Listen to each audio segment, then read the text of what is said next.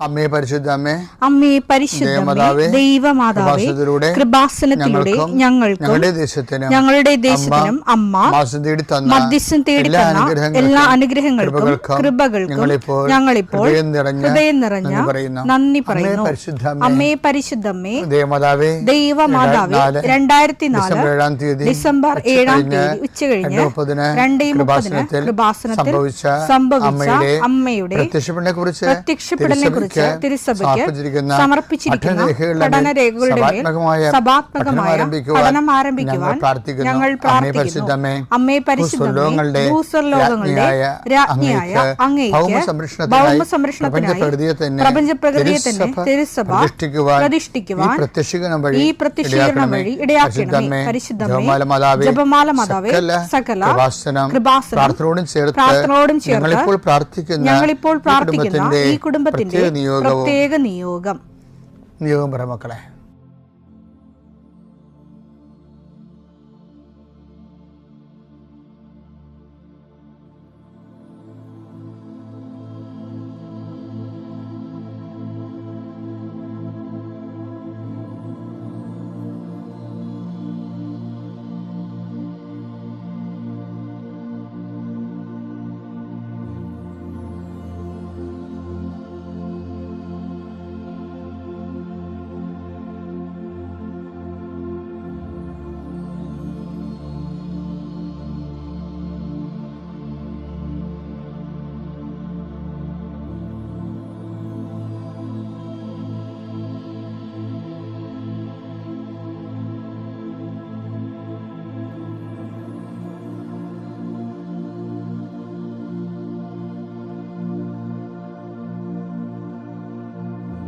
അമ്മയുടെ പ്രത്യക്ഷീകരണത്തിന്റെ ഈ അനുഗ്രഹവേളയിൽ ഞങ്ങൾക്ക് സാധിച്ചു തരുവാൻ കനിയണമേ.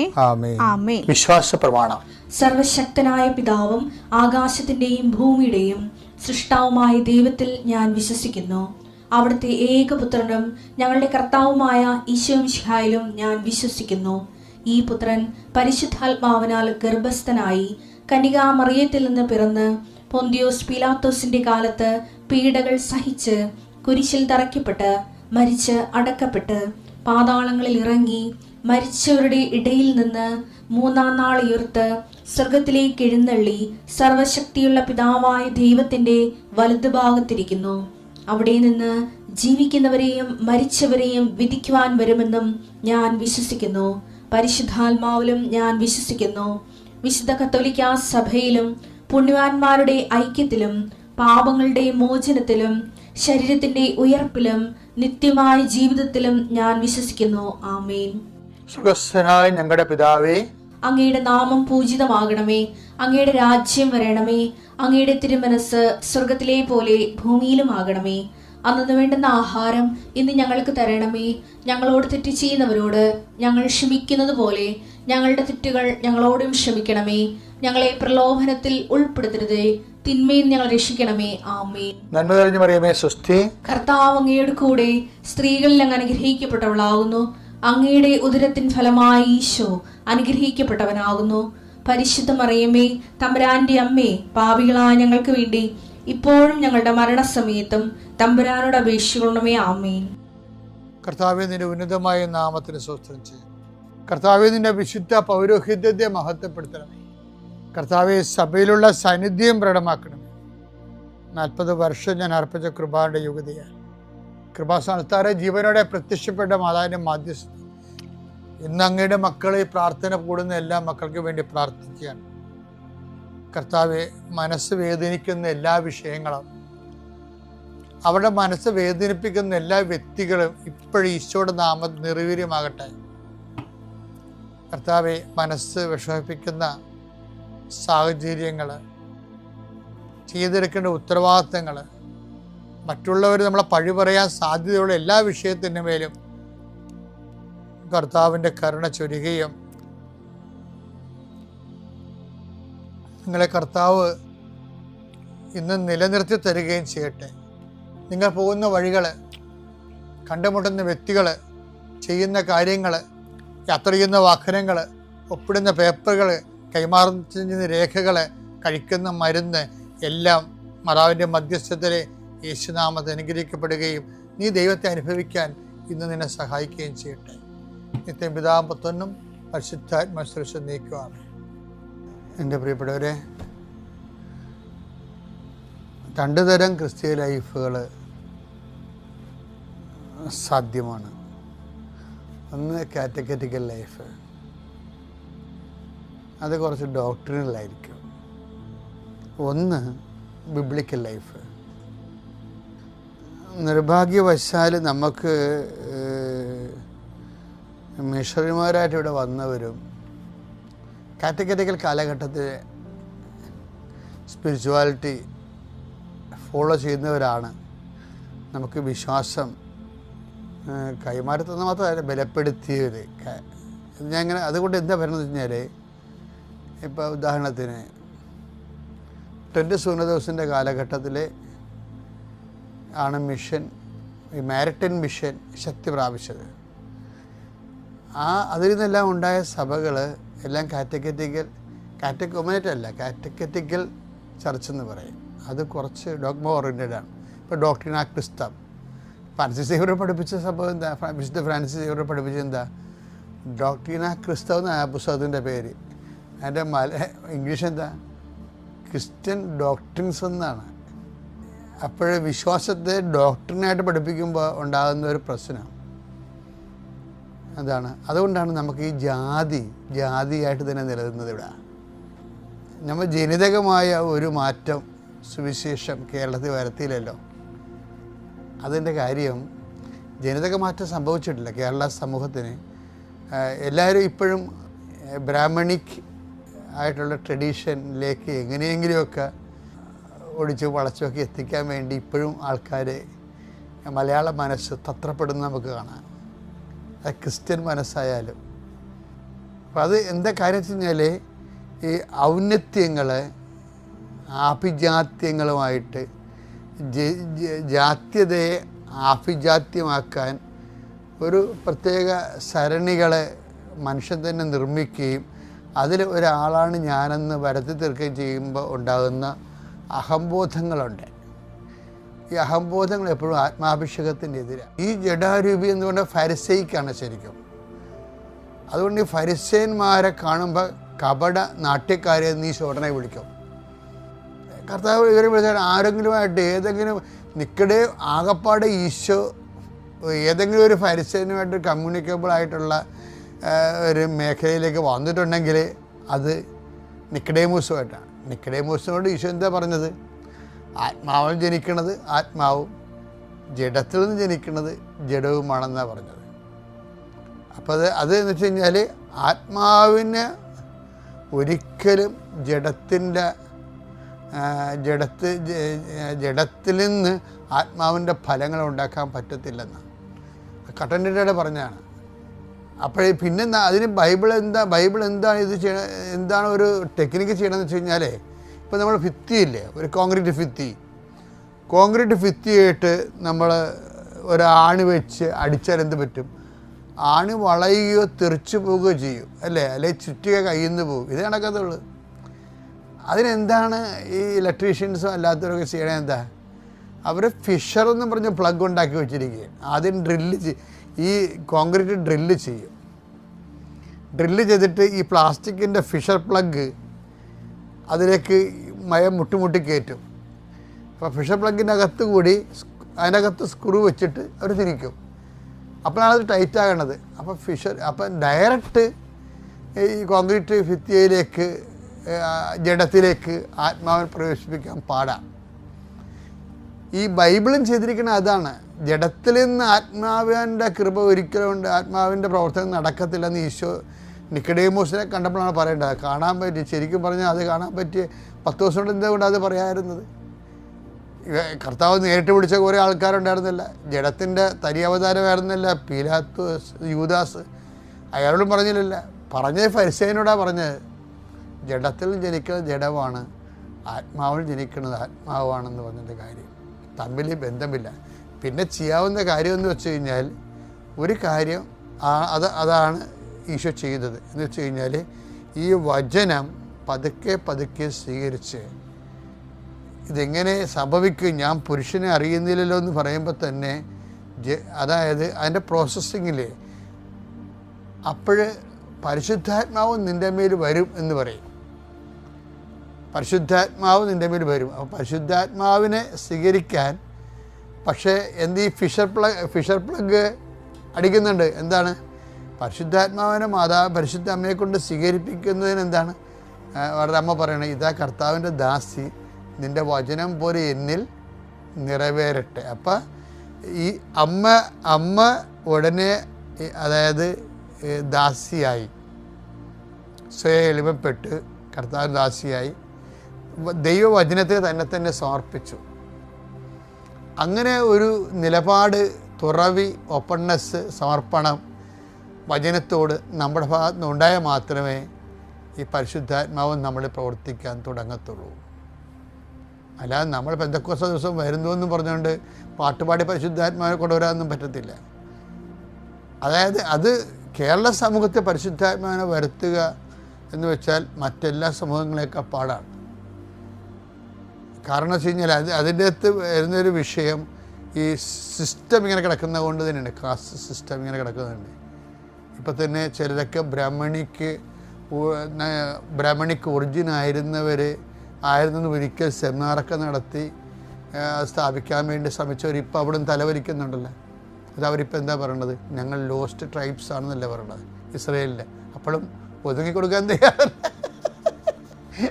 അപ്പോൾ ഈ പുതിയൊരു സംഭവം എടുത്തിട്ട് അതിനൊക്കെ വലിയൊരു സംഭവം എടുത്തിട്ട് അതിലേക്ക് ഉള്ള സാംസ്കാരിക ചരിത്രയാത്ര നടത്തുകയാണ്. ഇവിടം വരെ എത്തുമെന്ന് നമുക്കറിയത്തില്ല. എന്നാലും ഒതുങ്ങാത്ത ഒരു മനസ്സാണ് മലയാളിക്കുള്ളത്. വെറും മലയാളിയാണ്. അപ്പോൾ അതിൻ്റെ വരുന്ന വിഷയം എന്ന് വെച്ച് കഴിഞ്ഞാൽ ഇതുമൂലം ഉണ്ടാകുന്ന, ഇതെല്ലായിടത്തും ഈ മേഖല ഉണ്ട്, ഇതുമൂലം ഉണ്ടാകുന്ന വിഷയം സഭ വളരത്തില്ല.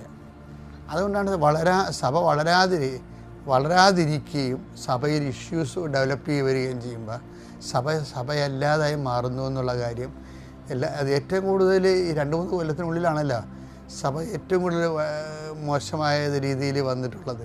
അത് നിസ്സാരമല്ലത്. ഞാൻ പെന്തക്കോസ്തിലേക്ക് അടുക്കുമ്പോൾ സഭയെ അഭിഷിക്തമാക്കാൻ വേണ്ടിയും പരിശുദ്ധാത്മാവിൻ്റെ ഫലങ്ങൾ ഇപ്പം ഈശോ എല്ലായിടത്തും എപ്പോഴും ഈശോ ഈ ഒരു ഫോർമുല ഉപയോഗിക്കുന്നുണ്ട്. എന്താ? നിങ്ങൾ എൻ്റെ വചനം കേൾക്കുകയും അതനുസരിച്ച് ജീവിക്കുകയും ചെയ്യുന്നവർ എന്നും പറഞ്ഞുകൊണ്ട്. അപ്പം വചനം എന്തിനാണ് കേൾക്കണത്? അതനുസരിച്ച് ജീവിക്കാനാണ്. തൻ്റെ പാറമേൽ തൻ്റെ ഭവനം പണി ചെയ്ത മനുഷ്യന് തുല്യരാണ്. പിന്നെ എന്താ ഈശോ പറഞ്ഞത്? നിത്യജീവൻ പ്രാപിക്കാൻ അയൽക്കാരനെ സ്നേഹിക്കണം. സമരക്കാരൻ്റെ മാതൃക കാണിച്ചിട്ട് പറഞ്ഞു, നീയും പോയി അതുപോലെ ചെയ്യുക എന്നാണ് പറഞ്ഞത്. അപ്പോൾ ഈ വചനം ചെയ്യാതെ വചനം എളിമപ്പെട്ട് ടെക്നിക്കലായിട്ട് ചെയ്യാൻ നമ്മൾ ഒത്തിരി ചെയ്ത്തുകൾ വരണത് ടെക്നിക്കലായിട്ടാണ് വരണത്. ഇപ്പം കാല് കഴുകണില്ല, അതിനകത്ത് ഒരു ടെക്നിക്കലായിട്ടാണ് കാല് കഴുകണത്. ശരിക്കും പറഞ്ഞാൽ ആ കാല് കഴുകുന്ന മനോഭാവമല്ല സ്വീകരിക്കേണ്ടത്. കാല് കഴുകണ കൾട്ടാണ് നമ്മൾ ചെയ്യണത്. കാല് കഴുകണ മനോഭാവം ഉണ്ട്, അത് വേറെയാണ് ശരിക്കും പറഞ്ഞാൽ. അതന്നെ സെൻറ്റ് പോൾ പറഞ്ഞത്, യേശുക്രിസ്തുവിൻ്റെ മനോഭാവം നിങ്ങൾക്കുണ്ടാവട്ടെ. അപ്പോൾ ഈ വചനം ആത്മാവ് ഫലം പുറപ്പെടുവിക്കും. ജഡത്തിൽ ഫലം പുറപ്പെടുവിക്കണമെങ്കിൽ ആത്മാവിൽ നിന്ന് ജഡം ഡെവലപ്പ് ചെയ്ത് വചനം മാംസമായ യേശുക്രിസ്തുവാണ്. അപ്പോൾ യേശുക്രിസ്തു വചനം മാംസമായത് എന്ത് ബേസിലാണ്? അതൊരു മനോഭാവമാണ്. ആ മനോഭാവം അതാണ് യേശുക്രിസ്തുവിൻ്റെ മനോഭാവം എന്ന് പറയുന്നത്. ഫിലിപ്പിയർ 2:5 യേശുക്രിസ്തുവിനുണ്ടായിരുന്ന ഈ മനോഭാവം നിങ്ങളിലും ഉണ്ടാകട്ടെ. എന്താണ്? അവൻ പ്രകൃതിയ ദൈവമായിരുന്നു. ദൈവത്തോടുള്ള സമാനത അവൻ മുറുകെ പിടിക്കേണ്ട കാര്യമായി പരിഗണിച്ചില്ല. ഈ സമാനതയാണല്ല പ്രശ്നം.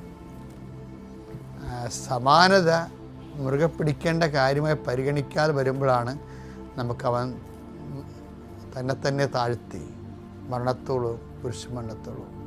അപ്പം ഈ സമയത്ത് ഇവിടെ വെച്ചാണ് ഈ കുരിശുമരണത്തോളം എന്ന് പറഞ്ഞ രീതിയിലുള്ള ആ മനോഭാവത്തിൻ്റെ പരമായിട്ടുള്ള താഴ്ച വരണടുത്ത് വിളിച്ചാണ് ഈ പരിശുദ്ധാത്മാവ് പെന്തക്കോസ്തായിലേക്ക് നമ്മളെ ഉപകരണമാക്കണത്. ഞാൻ ഇത്രയും നിശ്ചിതമായിട്ട് സംസാരിക്കും. കാരണം നമ്മൾ ശരിക്കും പുറത്തുനിന്നൊക്കെ ഉള്ള ആക്ഷേപങ്ങൾ നമ്മളാണ് ലോകം മുഴുവനും സുവിശേഷം എത്തിക്കണമെന്ന് ഒരു ധാരണ ചിലർക്കുണ്ട്. പക്ഷേ നമ്മളത് മെയിൻറ്റെയിൻ ചെയ്യുന്നു എന്നുള്ളത് മാത്രമാണ് ശരിക്കും. ആ മെയിൻറ്റെയിൻ ചെയ്യുന്നതിൻ്റെ കാരണങ്ങൾ ദൈവികമാണോ എന്ന് ചോദിച്ചു കഴിഞ്ഞാൽ എനിക്ക് അതിനകത്തുനിന്ന് അനുഗ്രഹങ്ങൾ മാത്രമേ കിട്ടിയിട്ടുള്ളൂ. എൻ്റെ പേര് ഉത്തര എന്നാണ്. ഞാൻ വരുന്നത് കായംകുളത്തു നിന്നാണ്. പിന്നെ ഇതെൻ്റെ 5ാമത്തെ ഉടമ്പടി പുതുക്കലാണ്. ഞാൻ ആദ്യമായിട്ട് ഉടമ്പടി എടുത്തത് 2023 സോറി, ആക്ച്വലി കുറച്ച് കഫ് ഉണ്ടായിരുന്നു. അപ്പം ഞാൻ ആദ്യമായിട്ട് 2023 ഉടമ്പടി എടുത്തത് ഞാൻ പഠിപ്പിക്കുന്ന ഇൻസ്റ്റിറ്റ്യൂട്ടിൽ എനിക്കൊരു കൊച്ച് അവിടെ വന്ന് പത്രം തന്നെയായിരുന്നു. അപ്പോൾ ഞാൻ ആ ഒരു സമയത്ത് അതത്രയ്ക്ക് കാര്യമാക്കിയില്ല. ബിക്കോസ് അത്രയ്ക്ക് ഡിഫിക്കൽട്ടീസ് അല്ലെങ്കിൽ ഈ ഫ്രസ്ട്രേഷൻ, ആങ്സൈറ്റി ഇതൊക്കെ എന്തോന്ന് എനിക്ക് അറിയത്തില്ലായിരുന്നു. ഞാൻ ഒരു സിറ്റുവേഷനിൽ കടന്നു പോയിട്ടില്ലായിരുന്നു.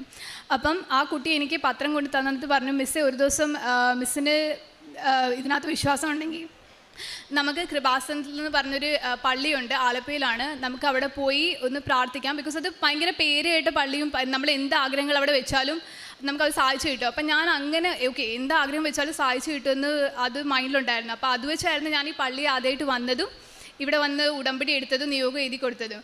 പക്ഷെ ഞാൻ 3 മാസം ആയിട്ട് പോലും ഉടമ്പടിയിലായിരുന്നു. 3 മാസം ആയിട്ട് പോലും എൻ്റെ ഒരു കാര്യങ്ങളും സാധിക്കുന്നില്ലായിരുന്നു. അപ്പോഴായിരുന്നു എൻ്റെ ലൈഫിൽ ഏറ്റവും വലിയൊരു ഷോക്ക് എൻ്റെ ലൈഫിൽ വന്നത്.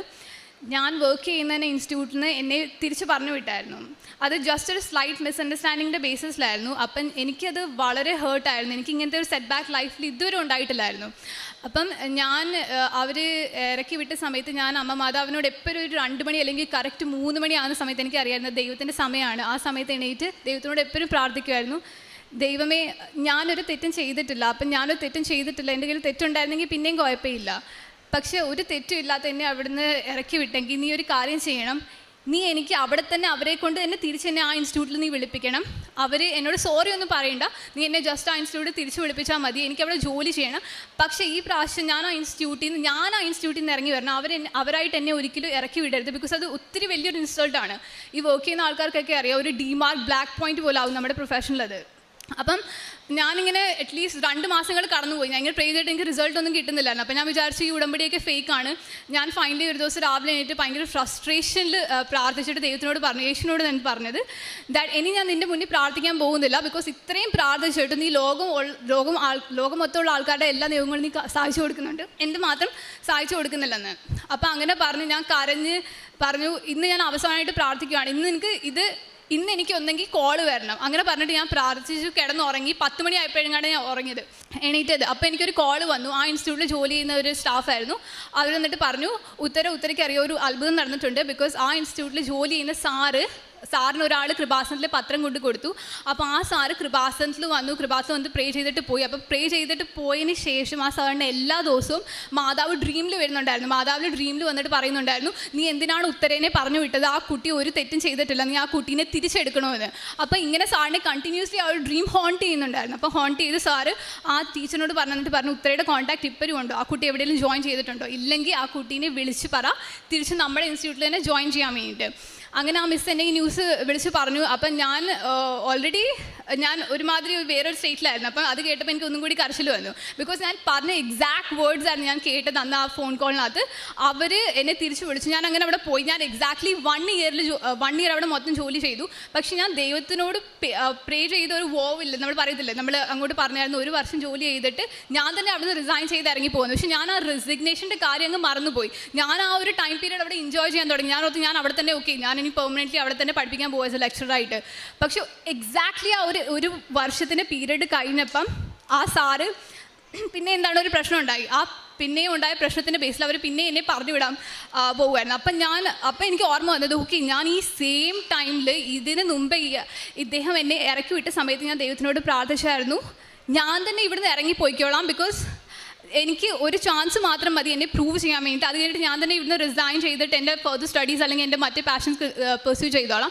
ഞാനത് മറന്നുപോയി. പക്ഷേ ദൈവം അത് മറന്നില്ലായിരുന്നു. ആ ഒരു സെയിം ടൈം പീരീഡ് ഞാൻ റെസിഗ്നേഷൻ കൊടുത്തില്ല. പക്ഷേ ദൈവം തന്നെ അവിടെ നിന്ന് ഇങ്ങോട്ട് പറഞ്ഞു, ഉത്തര ഇനി ഇവിടെ വർക്ക് ചെയ്യേണ്ടെന്ന് അവർ പിന്നെയും പറഞ്ഞു. അപ്പം ഞാൻ അവിടെ നിന്ന് ഇറങ്ങിപ്പോയി. ഞാൻ ഓർത്ത് ഓക്കെ അത് ഇനി ഗോഡിനെ പണിഷ് ചെയ്തതാണോ, ഞാനിനിയും ഞാനൊരു കാര്യം പറഞ്ഞു, പക്ഷെ പിന്നെ ഞാനത് തന്നെ മറന്നുപോയിട്ട് ഞാൻ തന്നെ ഒരു ഫ്ലോയിൽ പോയപ്പോൾ ദൈവത്തിനെ മറന്ന് അത് വലുതാക്കി അങ്ങനെ പോയതുകൊണ്ടാണോ എന്ന് വിചാരിച്ചു തുടങ്ങി. അപ്പോഴാണ് വേറൊരു ട്വിസ്റ്റ് ഉണ്ടായത്. ഈ 24-ലായിരുന്നു എന്നെ ഇറക്കി വിട്ടത്. അപ്പോൾ 2024 തന്നെ ഞാനൊരു ചെറിയൊരു ആക്ടിങ് ഓഡിഷനിൽ പോയായിരുന്നു. ആക്ടിങ് ഓഡിഷനിൽ പോയിട്ട് അവിടെ ഓഡിഷൻ നടത്തിയ സാറ്, ഞാൻ ആദ്യമായിട്ട് ഓഡിഷന് പോയ സമയത്ത് എന്നോട് ഒരാളുടെ കോൺടാക്ട് നമ്പർ തന്നായിരുന്നു. ആ കോൺടാക്ട് നമ്പർ വെച്ചിട്ട് ഞാൻ ഒത്തിരി ഓഡിഷൻ അപ്ലൈ ചെയ്യാൻ തുടങ്ങി. എനിക്ക് കോൺടാക്ട്സോ ക്രെഡിറ്റ്സോ മെറിറ്റോ ഒന്നും ഇല്ലായിരുന്നു ഈ ഇൻഡസ്ട്രിയിൽ വരാൻ വേണ്ടിയിട്ട്. അപ്പം ഞാനൊരു റാൻഡം കാസ്റ്റിംഗ് കോളിൽ അദ്ദേഹം തന്നതിന് അപ്ലൈ ചെയ്തത് SRFT എന്ന് പറഞ്ഞ ഇൻസ്റ്റിറ്റ്യൂട്ടിലാണ്. അത് ഇന്ത്യയിൽ തന്നെ 2 വലിയ ഇൻസ്റ്റിറ്റ്യൂട്ട്സ് ആണുള്ളത്. അങ്ങനത്തെ ഒരു വലിയൊരു ഇൻസ്റ്റിറ്റ്യൂട്ടിൽ നിന്നാണ് എനിക്ക് കോൾ ബാക്ക് വന്നത്. എന്നിട്ട് അവർ പറഞ്ഞു, ഉത്തരയുടെ പ്രൊഫൈൽ നമ്മൾ കണ്ടു, ഒരു കാര്യം ചെയ്യും, ഞാൻ 2 ഡേയ്സ് കഴിഞ്ഞിട്ട് ഉത്തരേനെ ഇൻഫോം ചെയ്യാം ഉത്തര സെലക്ട് ആയോ ഇല്ലയെന്ന്. സത്യം പറഞ്ഞാൽ ആ റോള് സ്പീക്കിങ്ങോ സ്ക്രീൻ പ്രസൻസോ ഒന്നും ഇല്ലാത്തൊരു റോളായിരുന്നു. ജസ്റ്റ് എനിക്ക് അതൊരു ഇങ്ങനത്തെ ഒരു ഷോർട്ട് ഫിലിം, പേര് കേട്ട ഷോർട്ട് ഫിലിമിൽ വർക്ക് ചെയ്തെന്ന് പറഞ്ഞൊരു ക്രെഡിറ്റ് മാത്രമേ ഉള്ളായിരുന്നു ആ ഒരു ഷോർട്ട് ഫിലിമിനകത്ത് വർക്ക് ചെയ്താൽ. അപ്പം ഞാൻ ഏതായാലും ദൈവം തന്ന അനുഗ്രഹമാണെന്ന് വെച്ചിട്ട് ഞാൻ എന്ന് പറഞ്ഞു. ആക്ച്വലി അത് അമ്മമാതാവിൻ്റെ ഇടപെടലാണെന്ന് മനസ്സിലായതിന് മെയിൻ റീസൺ എന്ന് വെച്ചാൽ, ഞാൻ ഈ പ്രൊഫൈൽ അയച്ചു കഴിഞ്ഞിട്ട് എല്ലാ ദിവസവും ആ പ്രൊഫൈലിന് മണ്ടയ്ക്കും ആ ചേട്ടൻ്റെ പേരിന് മണ്ടയ്ക്കും ആ ഒരു ചാറ്റിന് മണ്ടയ്ക്കും മാതാവിൻ്റെ തൈലത്തിൻ്റെ കുരിശ് വരച്ച് ഉപ്പ് മണ്ടയ്ക്ക് വിതറിയിട്ട് പ്രാർത്ഥിക്കുമായിരുന്നു. എന്നിട്ട് പറയുമായിരുന്നു, മാതാവ് ഈ ഡ്രീം എൻ്റെ ഹാർട്ടിൽ പ്ലേസ് ചെയ്ത് നീ ആണെങ്കിൽ പ്ലീസ് എന്നെ ഇവിടെ എസ്റ്റാബ്ലിഷ് ചെയ്യണം. ബിക്കോസ് നീ അല്ലേ പറയുന്നത്, നീയാണ് നിൻ്റെ വാരിയേഴ്സിനെ ചൂസ് ചെയ്യുന്നത്, നിൻ്റെ വാരിയേഴ്സിനെ നീ തന്നെ ചൂസ് ചെയ്യുമ്പോൾ നീയാണ് അവരെ എസ്റ്റാബ്ലിഷ് ആൻഡ് സ്ട്രെങ്തൻ ചെയ്യുന്നത്. അപ്പം നീയാണ് ഈ പ്ലേസ് ചെയ്തെങ്കിൽ പ്ലീസ് എന്നെ മുന്നോട്ട് കൊണ്ടുവിടുമെന്ന് പറഞ്ഞിട്ട് 3 മണിക്ക് ഞാൻ പ്രാർത്ഥിച്ചിട്ട് ആ ഒരു നിയോഗം ദൈവത്തിൻ്റെ കയ്യിലും കൊടുത്തു. ആ ഒരു കറക്റ്റ് സമയത്ത് തന്നെ എനിക്ക് അവിടുന്ന് കോൾ ബാക്ക് വന്നു. പിന്നെയും കോൾ ബാക്ക് വന്നിട്ട് പറയുവാണ്, ഉത്തര കൊൽക്കത്തയിലോട്ട് വന്നോ, നമ്മൾ ട്രാവൽ കോസ്റ്റും അക്കോമഡേഷനും എല്ലാം നോക്കിക്കോളാം.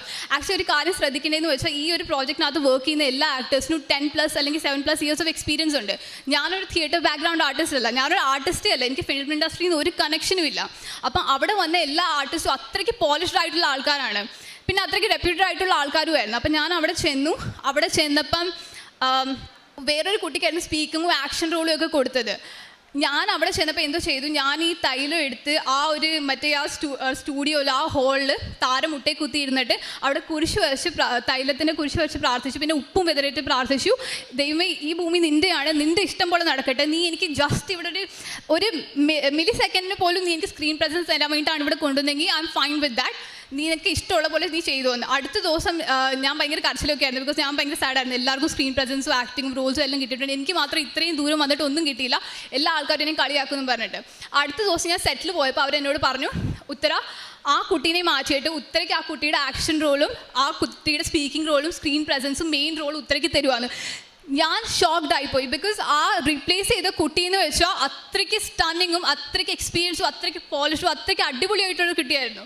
പക്ഷെ ആ ഒരു പൊസിഷൻ എനിക്ക് കിട്ടേണ്ട ഒരു മെറിറ്റും ഇല്ല. Not by merit but by grace എന്ന് അച്ഛൻ പറഞ്ഞില്ലേ, ആ ഒരു സെയിം സംഭവമായിരുന്നു ആ ഒരു ദിവസം എൻ്റെ കൂടെ സംഭവിച്ചത്. എനിക്ക് അങ്ങനെ ആ ഒരു ഷോർട്ട് ഫിലിമിൽ ആക്ട് ചെയ്യാനുള്ള ചാൻസ് കിട്ടി. അത് കഴിഞ്ഞിട്ട് ഞാൻ പിന്നെ 2-3 ഷോർട്ട് ഫിലിംസ് ചെയ്തായിരുന്നു തമിഴിലും. അതൊക്കെ വലിയ പ്രൊഡക്ഷൻ കമ്പനീസിനായിരുന്നു വിളിച്ചത്. അവിടെ ഒരു മെറിറ്റും ഇല്ലാതെ ദൈവത്തിനോട് പ്രാർത്ഥിച്ച് ഈ തൈലവും ഞാൻ ഉപ്പൊക്കെ വിതറിയാണ് എനിക്ക് കിട്ടിയത്. ഇപ്പം റീസെൻ്റ്ലി ഒരു വേറെ വെബ് സീരീസ് വരുന്നുണ്ട്, അത് ജസ്റ്റ് ഒരു 1 night day ഷൂട്ടാണ്. പക്ഷേ ഇതൊന്നും എൻ്റെ മെറിറ്റ് കൊണ്ടല്ല എനിക്ക് കിട്ടുന്നത്. അതുകൂടാതെ പിന്നെ വേറൊരു കാര്യം എന്ന് വെച്ചാൽ, എനിക്ക് PCOD ഉണ്ടായിരുന്നു.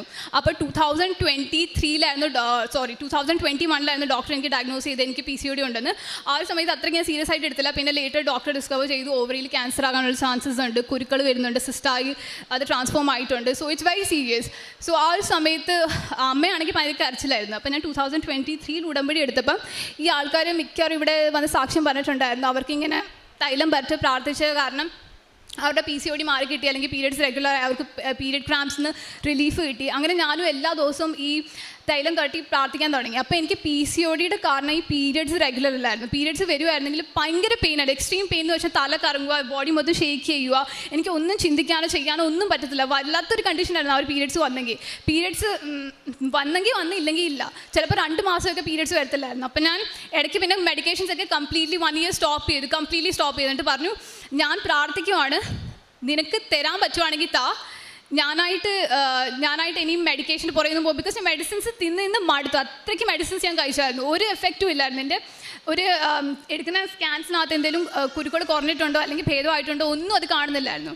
അപ്പം ഞാൻ അത് കംപ്ലീറ്റ്ലി സ്റ്റോപ്പ് ചെയ്ത് ഇടയ്ക്ക്. അപ്പം ഞാനിങ്ങനെ 2-3 മാസമായിട്ട് പ്രാർത്ഥിച്ചുകൊണ്ടിരിക്കുമായിരുന്നു. 2 മാസം എനിക്ക് പീരിയഡ്സ് വന്നില്ല. അപ്പം എൻ്റെ അമ്മ എന്നോട് പറയാൻ തുടങ്ങി, നീ മെഡിക്കേഷൻ സ്റ്റോപ്പ് ചെയ്തു, നീ എല്ലാ ദിവസവും ഇങ്ങനെ കുരിശ് വരച്ച് പ്രാർത്ഥിച്ചുകൊണ്ടിരിക്കുക, നിനക്ക് പീരിയഡ്സ് വന്നത്. അപ്പോൾ ഇത് കേട്ടപ്പോൾ എനിക്ക് ഒന്നും കൂടി വിഷമം കൂടി. ബിക്കോസ് ഓൾറെഡി ഞാൻ ഒത്തിരി സ്ട്രെസ് മാനേജ് ചെയ്യുമായിരുന്നു. അപ്പോൾ ഇതും കൂടി കേട്ടപ്പോൾ എനിക്ക് വല്ലാതെ വിഷമം വന്നു. അമ്മ അങ്ങനെ പറഞ്ഞു പോയത് ബിക്കോസ് അമ്മയ്ക്ക് എൻ്റെ വിഷമം കണ്ടിട്ട് ഭയങ്കര വിഷമമായിരുന്നു. ഞാൻ അങ്ങനെ ദൈവത്തിൻ്റെ മുന്നിൽ ആ ഒരു സമയത്ത് തന്നെ മുട്ടുകുത്തിയിരുന്ന് പ്രാർത്ഥിച്ചു. എന്നിട്ട് തൈലം തേച്ചിട്ട് വിശ്വാസ പ്രമാണം ചൊല്ലി എന്നിട്ട് പറഞ്ഞു, നിനക്ക് എനിക്ക് പീരിയഡ്സ് അല്ലെങ്കിൽ ഇപ്പോൾ പീരിയഡ്സ് അല്ലെങ്കിൽ ഞാൻ ഈ പീരിയഡ്സ് തരണോ, ഈ പെയിൻ മാറ്റി തരണോ, ഒന്നും ചോദിക്കാൻ പോകുന്നില്ല, നിൻ്റെ ഇഷ്ടം പോലെ നീ ചെയ്യും. ആ ഒരു ദിവസം തന്നെ മീൻസ് അത് എനിക്ക് തോന്നുന്നു അറ്റ്ലീസ്റ്റ് ഒരു 27th, ആ ഒരു 27 എങ്ങാണ്ട് ഡേറ്റ് ആയിരുന്നു. അടുത്ത മാസം ആയപ്പം ആ മാസത്തിൻ്റെ ഫസ്റ്റ് ഡേറ്റിൽ തന്നെ എനിക്ക് ഇതിന് മുമ്പ് വരാത്ത മാസത്തിൻ്റെ പീരിയഡ്സ് വന്നു. പിന്നെ ആ മാസത്തിൻ്റെ അവസാനം തന്നെ എനിക്ക് അടുത്ത മാസത്തിൻ്റെ പീരിയഡ്സും ദൈവം തന്നു. അപ്പോൾ ഒരു മാസത്തിൽ വരാത്ത 2 മാസത്തിൻ്റെ പീരിയഡ്സ് എനിക്ക് വന്നായിരുന്നു. And to be very honest, എനിക്ക് പെയിൻ വന്നതേ ഇല്ല. എനിക്ക് പീരിയഡ്സ് സമയത്ത് എന്ന് വെച്ചാൽ എക്സ്ട്രീം കേസ് പെയിനാണ്. എനിക്ക് അനങ്ങാൻ പോലും പറ്റത്തില്ല, ജസ്റ്റ് ഒന്ന് മൂവ് ചെയ്യാൻ പോലും പറ്റില്ല. അപ്പം എനിക്ക് അത് കഴിഞ്ഞിട്ട് പീരിയഡ്സ് എല്ലാ മാസവും റെഗുലർലി വരുന്നുണ്ട്. അങ്ങോട്ടും ഇങ്ങോട്ടും ഇച്ചിരി മാറിയാണ് വരുന്നെങ്കിലും പിന്നെ മെഡിക്കേഷൻസ് ഇപ്പം എടുക്കുന്നുണ്ട്. എനിക്ക് പീരിയഡ്സിൽ പെയിൻ വരാറില്ല. അത് വേറൊരു കാര്യം. പിന്നെ എൻ്റെ സർട്ടിഫിക്കറ്റിൻ്റെ ഒരു കാര്യം ഉണ്ടായിരുന്നു. ദാറ്റ് 2022 ഗ്രാജുവേറ്റ് ആയി കഴിഞ്ഞതിന് ശേഷം എൻ്റെ സർട്ടിഫിക്കറ്റിനകത്ത് നെയിം കറക്ഷൻ്റെ ചെറിയ പ്രോബ്ലം ഉണ്ടായിരുന്നു. അപ്പോൾ അവർ പറഞ്ഞു, നിങ്ങൾക്ക് ഇനി നെയിം ചേഞ്ച് ചെയ്യണമെങ്കിൽ നിങ്ങൾ ഇൻസ്റ്റിറ്റ്യൂട്ട് ഡയറക്റ്റായിട്ട് കോൺടാക്ട് ചെയ്യുക. അപ്പോൾ ഞാൻ ഭാരതീയ യൂണിവേഴ്സിറ്റിയുടെ ഹെഡ് ഓഫീസ് ഡയറക്റ്റ് വിളിച്ച് അവരോട് സംസാരിച്ചു. അപ്പം അവർ ഒരു പ്രാവശ്യം സംസാരിച്ച് കഴിഞ്ഞിട്ട് അവരെൻ്റെ കോൾസ് ഡൈവേർട്ട് ചെയ്യാൻ തുടങ്ങി. അത് കഴിഞ്ഞിട്ട് അവോയ്ഡ് ചെയ്യാൻ തുടങ്ങി. അത് കഴിഞ്ഞിട്ട് പറഞ്ഞു, നിങ്ങളുടെ കോൾസ് നമ്മൾ കണക്ട് ചെയ്ത് തരാം. അങ്ങനെ അവർ ചുറ്റിക്കറക്കാനായിട്ട് തുടങ്ങി. 1 വർഷം ഞാൻ അവരുടെ പുറകെ കറങ്ങി. പക്ഷേ എനിക്ക് റിസൾട്ട്സ് ഒന്നും കിട്ടിയില്ല. അപ്പം ഞാൻ പിന്നെ എൻ്റെ ഒത്തിരി കൂട്ടുകാരോട് സംസാരിച്ചു. കോൺടാക്ട്സ് ഉണ്ടായിരുന്നു, അവരവിടെ വർക്ക് ചെയ്യുന്നുണ്ടായിരുന്നു. പിന്നെ അവരുടെ സെക്യൂരിറ്റി ഗാർഡ്സ് ഉണ്ടായിരുന്നു. ഇതൊന്നും നടന്നില്ല. പക്ഷേ ഞാൻ ഫൈനലി എന്ത് ചെയ്തു, ഓക്കെ ഞാൻ ഉടമ്പടി എടുത്തിട്ടുള്ളൂ, ഞാൻ എന്താ ചുമ്മാ ഇതിൻ്റെ പുറകെ നടന്നിട്ട് ഇത്രയും ടെൻഷൻ എടുക്കുന്നത്, ഇത് ദൈവത്തിൻ്റെ കൈ കൊടുത്താൽ ദൈവം സാധിച്ചു തരുമല്ലോ. ഇത്രയും നാൾ ഞാൻ എൻ്റെ കഴിവിൻ്റെ മണ്ടയ്ക്കായിരുന്നു ഈ സർട്ടിഫിക്കറ്റിൻ്റെ കാര്യങ്ങളെല്ലാം നോക്കിയത്. അപ്പോൾ നടന്നില്ല. പക്ഷേ ഞാൻ ഫൈനലി ഇത് ഗോഡിൻ്റെ ഹാൻഡിലോട്ട് പ്ലേസ് ചെയ്തപ്പം എൻ്റെ സർട്ടിഫിക്കറ്റിൻ്റെ മണ്ടയ്ക്കാണെങ്കിൽ എൻ്റെ ആ കോപ്പിയുടെ മണ്ടയ്ക്കാണെങ്കിൽ തൈലം ഉപ്പും തേച്ചിട്ട് സബ്മിറ്റ് ചെയ്തപ്പോൾ സറണ്ടർ ചെയ്തപ്പോൾ ഒരു അത്ഭുതം സംഭവിച്ചതെന്ന് വെച്ചാൽ പപ്പയുടെ ഏതാണ്ട് കോൺടാക്ട്സ് വഴിയിട്ട് മനസ്സിലായി പപ്പയുടെ ഒരു ഫ്രണ്ട് മിലിറ്ററിയിൽ ജോലി ചെയ്ത് അവിടെ വർക്ക് ചെയ്യുന്നുണ്ടെന്ന്. അങ്ങനെ ആ അങ്കിൾ പറഞ്ഞു, ഇങ്ങോട്ട് വന്ന് പറഞ്ഞു നമ്മൾ അങ്കിളിനോട് ജസ്റ്റ് സർട്ടിഫിക്കറ്റിൻ്റെ കാര്യം പറഞ്ഞതേ ഉള്ളൂ. അപ്പോൾ അങ്കിൾ പറഞ്ഞു, ഉത്തരം ഞാൻ ഒരു കാര്യം ചെയ്യാം, എനിക്കവിടെ കോൺടാക്ട്സ് ഉണ്ട്, ഞാൻ അവിടെ നിന്ന് സംസാരിച്ച് നോക്കട്ടെ എന്ന്.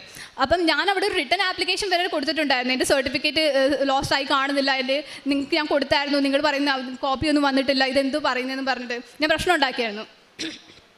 അപ്പം അവരെന്നോട് മറ്റേ അങ്കിൾ പറഞ്ഞു, ഞാൻ സംസാരിച്ച് നോക്കിയിട്ടുണ്ട്, അവർ പറഞ്ഞു വെച്ചൊന്ന് ഡയറക്റ്റ് ആയിട്ട് വരാൻ വേണ്ടിയിട്ട്. ഞാനവിടെ ഡയറക്റ്റ് ആയിട്ട് ഇതിന് മുമ്പേ ഞാൻ ചെന്നിട്ടുണ്ട്. പക്ഷേ അവിടെ ചെന്നപ്പോഴും അവർ ചുമ്മാ ഇട്ട് ഓഫീസിൽ ഓടിക്കുന്നതേ ഉള്ളൂ. അവരുടെ കയ്യിൽ എൻ്റെ സർട്ടിഫിക്കറ്റോ എൻ്റെ ലെറ്റർ ആപ്ലിക്കേഷനോ ഒന്നും വന്നിട്ടില്ലെന്നാണ് അവർ പറയുന്നത്. അപ്പം ഞാൻ പിന്നെ ഇവരുടെ വീട്ടിൽ പോയപ്പോൾ എനിക്ക് എക്സ്ട്രീം ഫീവർ ആയിരുന്നു. ഞാൻ കേരളത്തിൽ നിന്ന് കോയമ്പത്തൂരിലോട്ട് പോയപ്പോൾ ആ ഒരു ദിവസം എനിക്ക് ട്രെയിനിനകത്ത് ഭയങ്കര പനിയായിരുന്നു.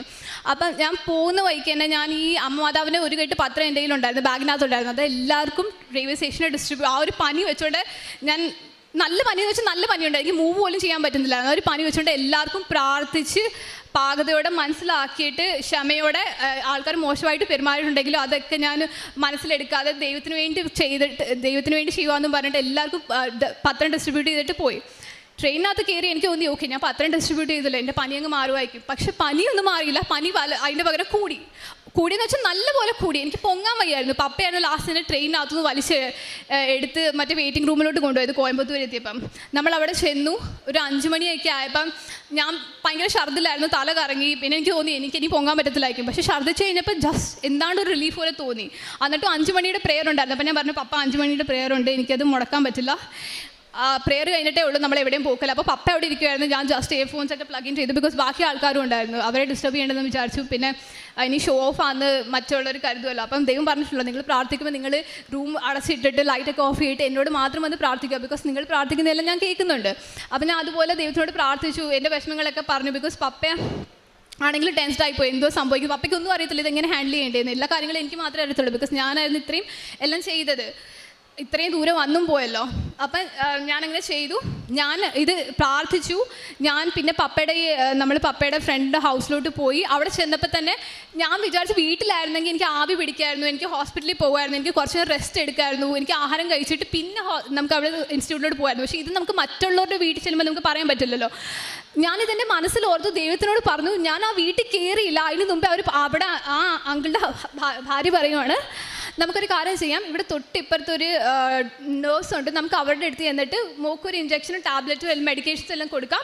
അവരെങ്ങനെ എന്നെ കൊണ്ടുപോയി, അവർ തന്നെ ചികിത്സ മൊത്തം ചെയ്യിപ്പിച്ചു. പിന്നെ തിരിച്ചു കൊണ്ടുവന്നു. അവർ പറഞ്ഞു ഒരു കാര്യം ചെയ്യും, കുറച്ച് നേരം നിൽക്കും, ഞാൻ ആവി വെള്ളം തിളപ്പിച്ചുകൊണ്ട് വരാം. ഒരു അമ്മമാർ തിളപ്പിക്കത്തില്ല, ഒരുമാതിരി അമ്മമാർ കെയർ ചെയ്തില്ലേ, അതുപോലെയായിരുന്നു അവർ സത്യം പറഞ്ഞാൽ ആ ഒരു ദിവസം ചെയ്തത്. ആ ഒരു ദിവസം എനിക്ക് അമ്മയുടെ ഒരു ആബ്സൻസ് ഫീൽ ചെയ്തില്ലായിരുന്നു. അവർ കിച്ചണിനകത്തോട്ട് പോയി ഇച്ചിരി മഞ്ഞളും തുളസി ഇലയും കുറേ സാധനങ്ങളൊക്കെ പറിച്ചു വെച്ചിട്ട് കുറേ നേരം അതിട്ട് ബോയിൽ ചെയ്തിട്ട് എന്നിട്ട് പറഞ്ഞു അറ്റ്ലീസ്റ്റ് ഒരു 30 മിനിറ്റ്സ് എങ്കിലും ആവി പിടിക്കുക. അത്രയ്ക്ക് അവരെന്നെ ഇത് ഫോഴ്സ്ഫുള്ളി പിടിപ്പിക്കുമായിരുന്നു ആവി. ആ ആവി പിടിച്ചു. പിന്നെ എന്നോട് പറഞ്ഞു റെസ്റ്റ് ചെയ്യും. ഞാൻ റെസ്റ്റ് ചെയ്തു. പിന്നെ ഞാൻ കുളിച്ചു. പിന്നെ കുളിച്ച് വൃത്തിയായിട്ട് എൻ്റെ ഫീവറൊക്കെ മാറിക്കഴിഞ്ഞിട്ട് ഞാൻ പിന്നെ അവിടുന്ന് ഒത്തിരി നടന്നു പോകണേ. ഭയങ്കര ചൂടാണ്. കോയമ്പത്തൂർ ഉള്ള ആൾക്കാർക്കറിയാം അവിടെ നല്ല ചൂടാണ്. നമ്മുടെ കേരളത്തെ പോലെ അല്ല, അവിടെ മരങ്ങളും ഉണ്ടെങ്കിൽ പോലും അവിടുത്തെ വെയിൽ ഒരുമാതിരി ബോഡീനെ പിഞ്ച് ചെയ്യുന്ന പോലെ. ഒന്നാമത് എനിക്ക് ഫീവർ ഉണ്ടായിരുന്നു, ആ വെയിൽ എനിക്ക് പറ്റത്തില്ലായിരുന്നു.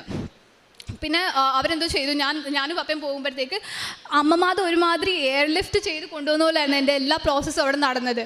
അപ്പം ഈ അങ്കിളുടെ ഒരു ഫ്രണ്ടിൻ്റെ കാറും, അവർക്ക് വണ്ടിയൊന്നും ഇല്ലായിരുന്നു, അവർ കാറ് മേടിച്ചുകൊണ്ട് വന്നു, എന്നെ കൊണ്ടുപോയി. ഞാൻ ഇൻസ്റ്റിറ്റ്യൂട്ടിൽ എൻ്റർ ചെയ്യുന്നതിന് മുമ്പേ തന്നെ അവിടുത്തെ സെക്യൂരിറ്റി ഗാർഡ് അറിയത്തില്ല, ഇതിന് മുമ്പ് സംസാരിച്ചിട്ടുണ്ടായിരുന്നു അങ്കിളിനോട്. ആ സെക്യൂരിറ്റി ഗാർഡ് പറഞ്ഞു പൈസ ഒന്നും തരണ്ട, ഞാൻ കൂടെ വരാം, കുട്ടിക്ക് എന്താണ് പ്രശ്നം എന്ന് വെച്ചാൽ ഞാനത് അവരോട് ഡയറക്റ്റായിട്ട് സംസാരിക്കാം, നമുക്കത് സംസാരിച്ച് പരിഹാരം കിട്ടും. ഞാൻ അവിടെ ചെന്നു. ഇത്രയും മാസം ഇത്രയും വർഷം ഞാൻ പുറകെ നടന്ന് അവർക്ക് കാണാൻ പറ്റാത്ത ആപ്ലിക്കേഷൻ ലെറ്റർ സഡൻലി അവർക്ക് കിട്ടി. അവർ പറയുന്നത് ഓക്കെ ഈ പ്രശ്നമൊന്നുമില്ല, നമുക്ക് ഇപ്പോൾ ജസ്റ്റ് സോൾവ് ചെയ്ത് തരാം.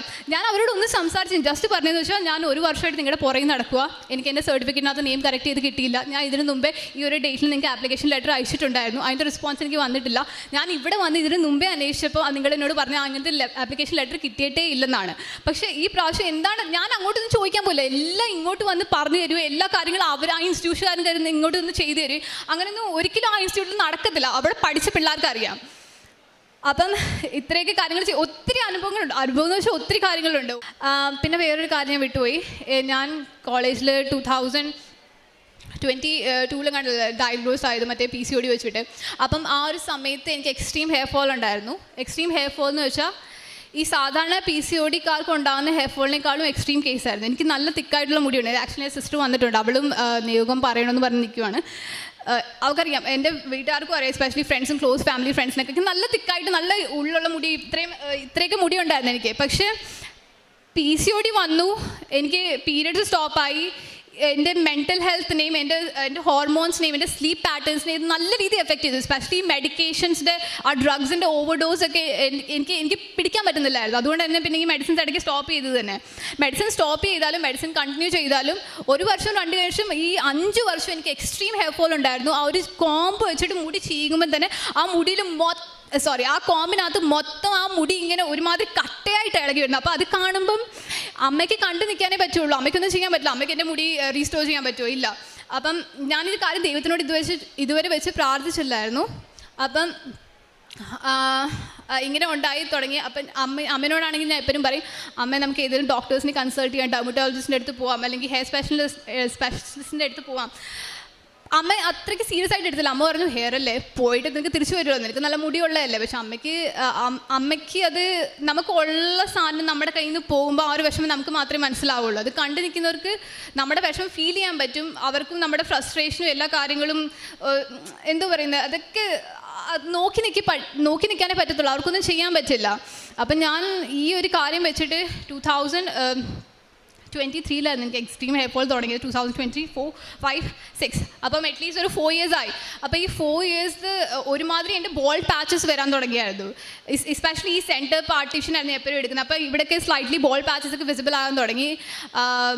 അപ്പം ഞാൻ ഫൈനലി എനിക്കൊരു കാര്യം, അപ്പോൾ എനിക്ക് ബോധം വന്നു, ഇത്രയും വർഷമായിട്ട് ഉടമ്പടി എടുത്ത് നടക്കുന്ന ഞാൻ, ഇവിടെ എത്ര ആൾക്കാർ വന്ന് സാക്ഷ്യം പറഞ്ഞിട്ടുണ്ട് ഈ ആൾക്കാരെ, അവർ തൈലം വെച്ച് മുടിയിൽ പ്രാർത്ഥിച്ചപ്പോൾ അവരുടെ ഹെയർ ഫോൾ നിന്നിട്ടുണ്ട്, അവർക്ക് വലിയ വലിയ അസുഖം മാറിയിട്ടുണ്ട്, ക്യാൻസർ വരെ നിന്നിട്ടുണ്ട്. അപ്പോൾ എനിക്ക് ക്യാൻസർ ഒന്നും ഇല്ലല്ലോ, PCOD മാത്രമല്ലേ ഉള്ളൂ.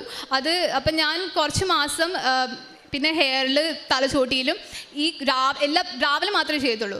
രാവിലെ അറ്റ്ലീസ്റ്റ് ഒരു 3 മണിക്കെങ്കിലും ഞാൻ എടുക്കും. ബിക്കോസ് എനിക്കറിയാം അത് ഒത്തിരി പവർഫുൾ ആയിട്ടുള്ള ടൈമാണ്, കൂടുതൽ ഡിസ്റ്റർബൻസ് ഒന്നും ഇല്ല, എല്ലാ ആൾക്കാരും കിടന്ന് ഉറങ്ങണം, ദൈവം ആ സമയത്ത് അവയ്ക്കാണെന്ന് പറഞ്ഞിട്ട് ഞാൻ ആ ഒരു രീതിയിലാണ് വെച്ച് ഞാൻ ചെയ്യുന്നത്. ആ ഒരു സമയത്ത് കുരിശ് വെച്ച് പ്രാർത്ഥിക്കുമായിരുന്നു. എന്നിട്ട് ഞാൻ പ്രാർത്ഥിച്ച് മടുത്തു. ഒരു 3 മാസമൊക്കെ ആയിട്ട് സത്യം പറഞ്ഞാൽ മടുത്തു. ബിക്കോസ് എനിക്ക് ഒന്നാമത് ആ ഒരു ട്രോമ, ഒരു മെൻ്റൽ പെയിൻ, അജിറ്റേഷൻ എനിക്ക് പറ്റുന്നില്ലായിരുന്നു. എസ്പെഷ്യലി ഫാമിലിയുടെ പ്രശ്നം കൂടി, നീ എന്തിനാ ഇത്രയും കിടന്ന് അതാവുന്നത്, അത് മുടിയല്ലേ, അത് പോയിട്ട് വന്നോളും. അപ്പം ഞാൻ ഫൈനലി ഒരു ദിവസം രാവിലെ എൻ്റെ ദൈവത്തിനോട് പറഞ്ഞു, ഞാൻ അവസാനമായിട്ട് കുരിശ് വെച്ച് പ്രാർത്ഥിക്കുവാണ്, നിനക്ക് മുടിയുണ്ടല്ലോ, നിൻ്റെ മുടി ഇങ്ങനെ പൊഴിഞ്ഞിട്ടുണ്ടോ? ഇല്ലല്ലോ. അമ്മ മാതാവിന് നല്ല മുടിയുണ്ട്, അമ്മ മാതാവ് സുന്ദരിയായിരുന്നു, എൻ്റെ മുടി നിനക്ക് എടുക്കണമെങ്കിൽ നീ എടുത്തോ, കുഴപ്പമില്ല, ഞാൻ തരാം. എനിക്ക് മുടി അത്രയ്ക്ക് വലിയ കാര്യമൊന്നുമല്ല, മുടി ഉണ്ടായിരുന്നു, പോകുന്നു, വിഷമമുണ്ട്. ഞാൻ ദേഷ്യത്തിൽ എന്താണ്ടൊക്കെ പറഞ്ഞു. ആ ഒരു സമയത്ത് ഞാൻ പ്രാർത്ഥിച്ചിട്ട് കിടന്നുറങ്ങി. പിന്നെ രാവിലെ ആയിട്ട് കുളിച്ചിട്ട് മുടി കോംബ് ചെയ്തു. യൂഷ്വലി ഞാൻ കുളിച്ച് കഴിയുമ്പോൾ കോംബ് ചെയ്താൽ എനിക്ക് എക്സ്ട്രീം ഹെയർ ഫോൾ ഉണ്ടാവും, അല്ലെങ്കിലും ഉണ്ടാവും. പക്ഷെ ആ സമയത്ത് എക്സ്ട്രീംലി ഹെയർ ഫോൾ ഉണ്ടാവും.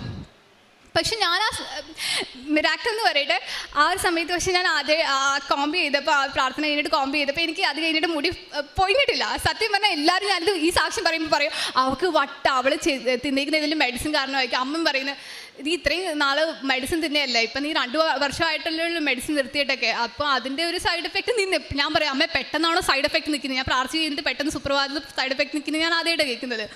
അപ്പം ആ ഒരു ദിവസം കഴിഞ്ഞിട്ട് സത്യം പറഞ്ഞാൽ എൻ്റെ മുടി പൊഴിഞ്ഞിട്ടില്ല, മുടി പൊഴിഞ്ഞിട്ടില്ല. അപ്പം പൊഴിഞ്ഞ മുടിയാണെങ്കിൽ പോലും അത് നിങ്ങൾക്ക് ബേബി ഹെയർസ് കാണാൻ പറ്റും. മേ ബി ക്യാമറയിൽ വിസിബിൾ അല്ലായിരിക്കും, ബട്ട് എൻ്റെ ബേബി ഹെയർസ് ഒക്കെ തിരിച്ച് ഗ്രോ ആയിട്ട് വരുന്നുണ്ട്. അപ്പോൾ എനിക്ക് പോയി കിട്ടിയ ഉള്ളിൽ എനിക്ക് ആക്ച്വലി റീസ്റ്റോർ ചെയ്തെടുക്കാൻ പറ്റുന്നുണ്ട്, ബിക്കോസ് ഇപ്പോൾ ഹെയർ ഫോൾ നിന്നതുകൊണ്ട്. കാരുണ്യപ്രവൃത്തിക്ക് ഞാൻ ചെയ്തതെന്ന് വെച്ചാൽ, ഞാൻ പത്രങ്ങൾ ഡിസ്ട്രിബ്യൂട്ട് ചെയ്തിട്ടുണ്ട്. ഞാൻ എവിടെ പോവുകയാണെങ്കിൽ ഞാൻ പത്രങ്ങൾ എൻ്റെ ബാഗിനകത്ത് കൊണ്ടുപോകും. അത് എനിക്ക് ആവശ്യമുള്ളവർക്കും, ഒത്തിരി ഡിപ്രസ്ഡ് ആയിട്ടുള്ള ആൾക്കാരെയൊക്കെ ഞാൻ ചിലപ്പോൾ സംസാരിക്കുമ്പോൾ അവരവരുടെ സ്റ്റോറി പറയും, അങ്ങനെ കൊടുക്കും. അല്ലെങ്കിൽ ഞാൻ റെയിൽവേ സ്റ്റേഷനിൽ കൊടുക്കും, ബസ് സ്റ്റോപ്സിൽ കൊടുക്കും, ഹോസ്പിറ്റൽസിൽ കൊടുക്കും, വീട്ടുകാർക്ക് കൊടുക്കും, റിലേറ്റീവ്സിന് കൊടുക്കും, എല്ലാവർക്കും കൊടുക്കും. ബേസിക്കലി അങ്ങനെ ഡിസ്ട്രിബ്യൂട്ട് ചെയ്യും. പിന്നെ ആരും ഇല്ലാത്തവരുടെ വീട്ടുകാർക്ക് എന്തെങ്കിലും ഹെൽപ്പ് ചെയ്യാൻ പറ്റുവാണെങ്കിൽ അങ്ങനെ ചെയ്തു കൊടുക്കും.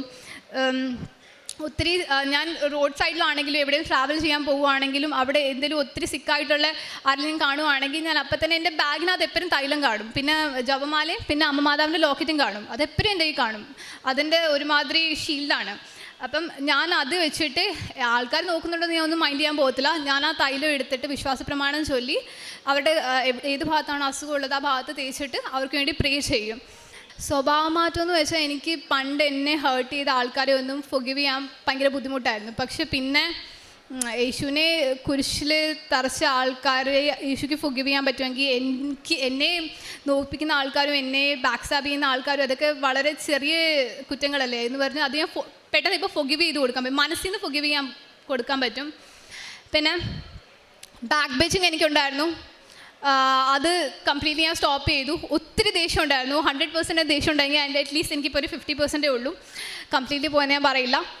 എല്ലാത്തിനും മാതാവിനും യേശുവിനും 1000 നന്ദിയുണ്ട്, ഒത്തിരി നന്ദിയുണ്ട്. Thank you. പ്രഭാഷകൻ 34:19. തന്നെ സ്നേഹിക്കുന്നവരെ കർത്താവ് കടാക്ഷിക്കുന്നു.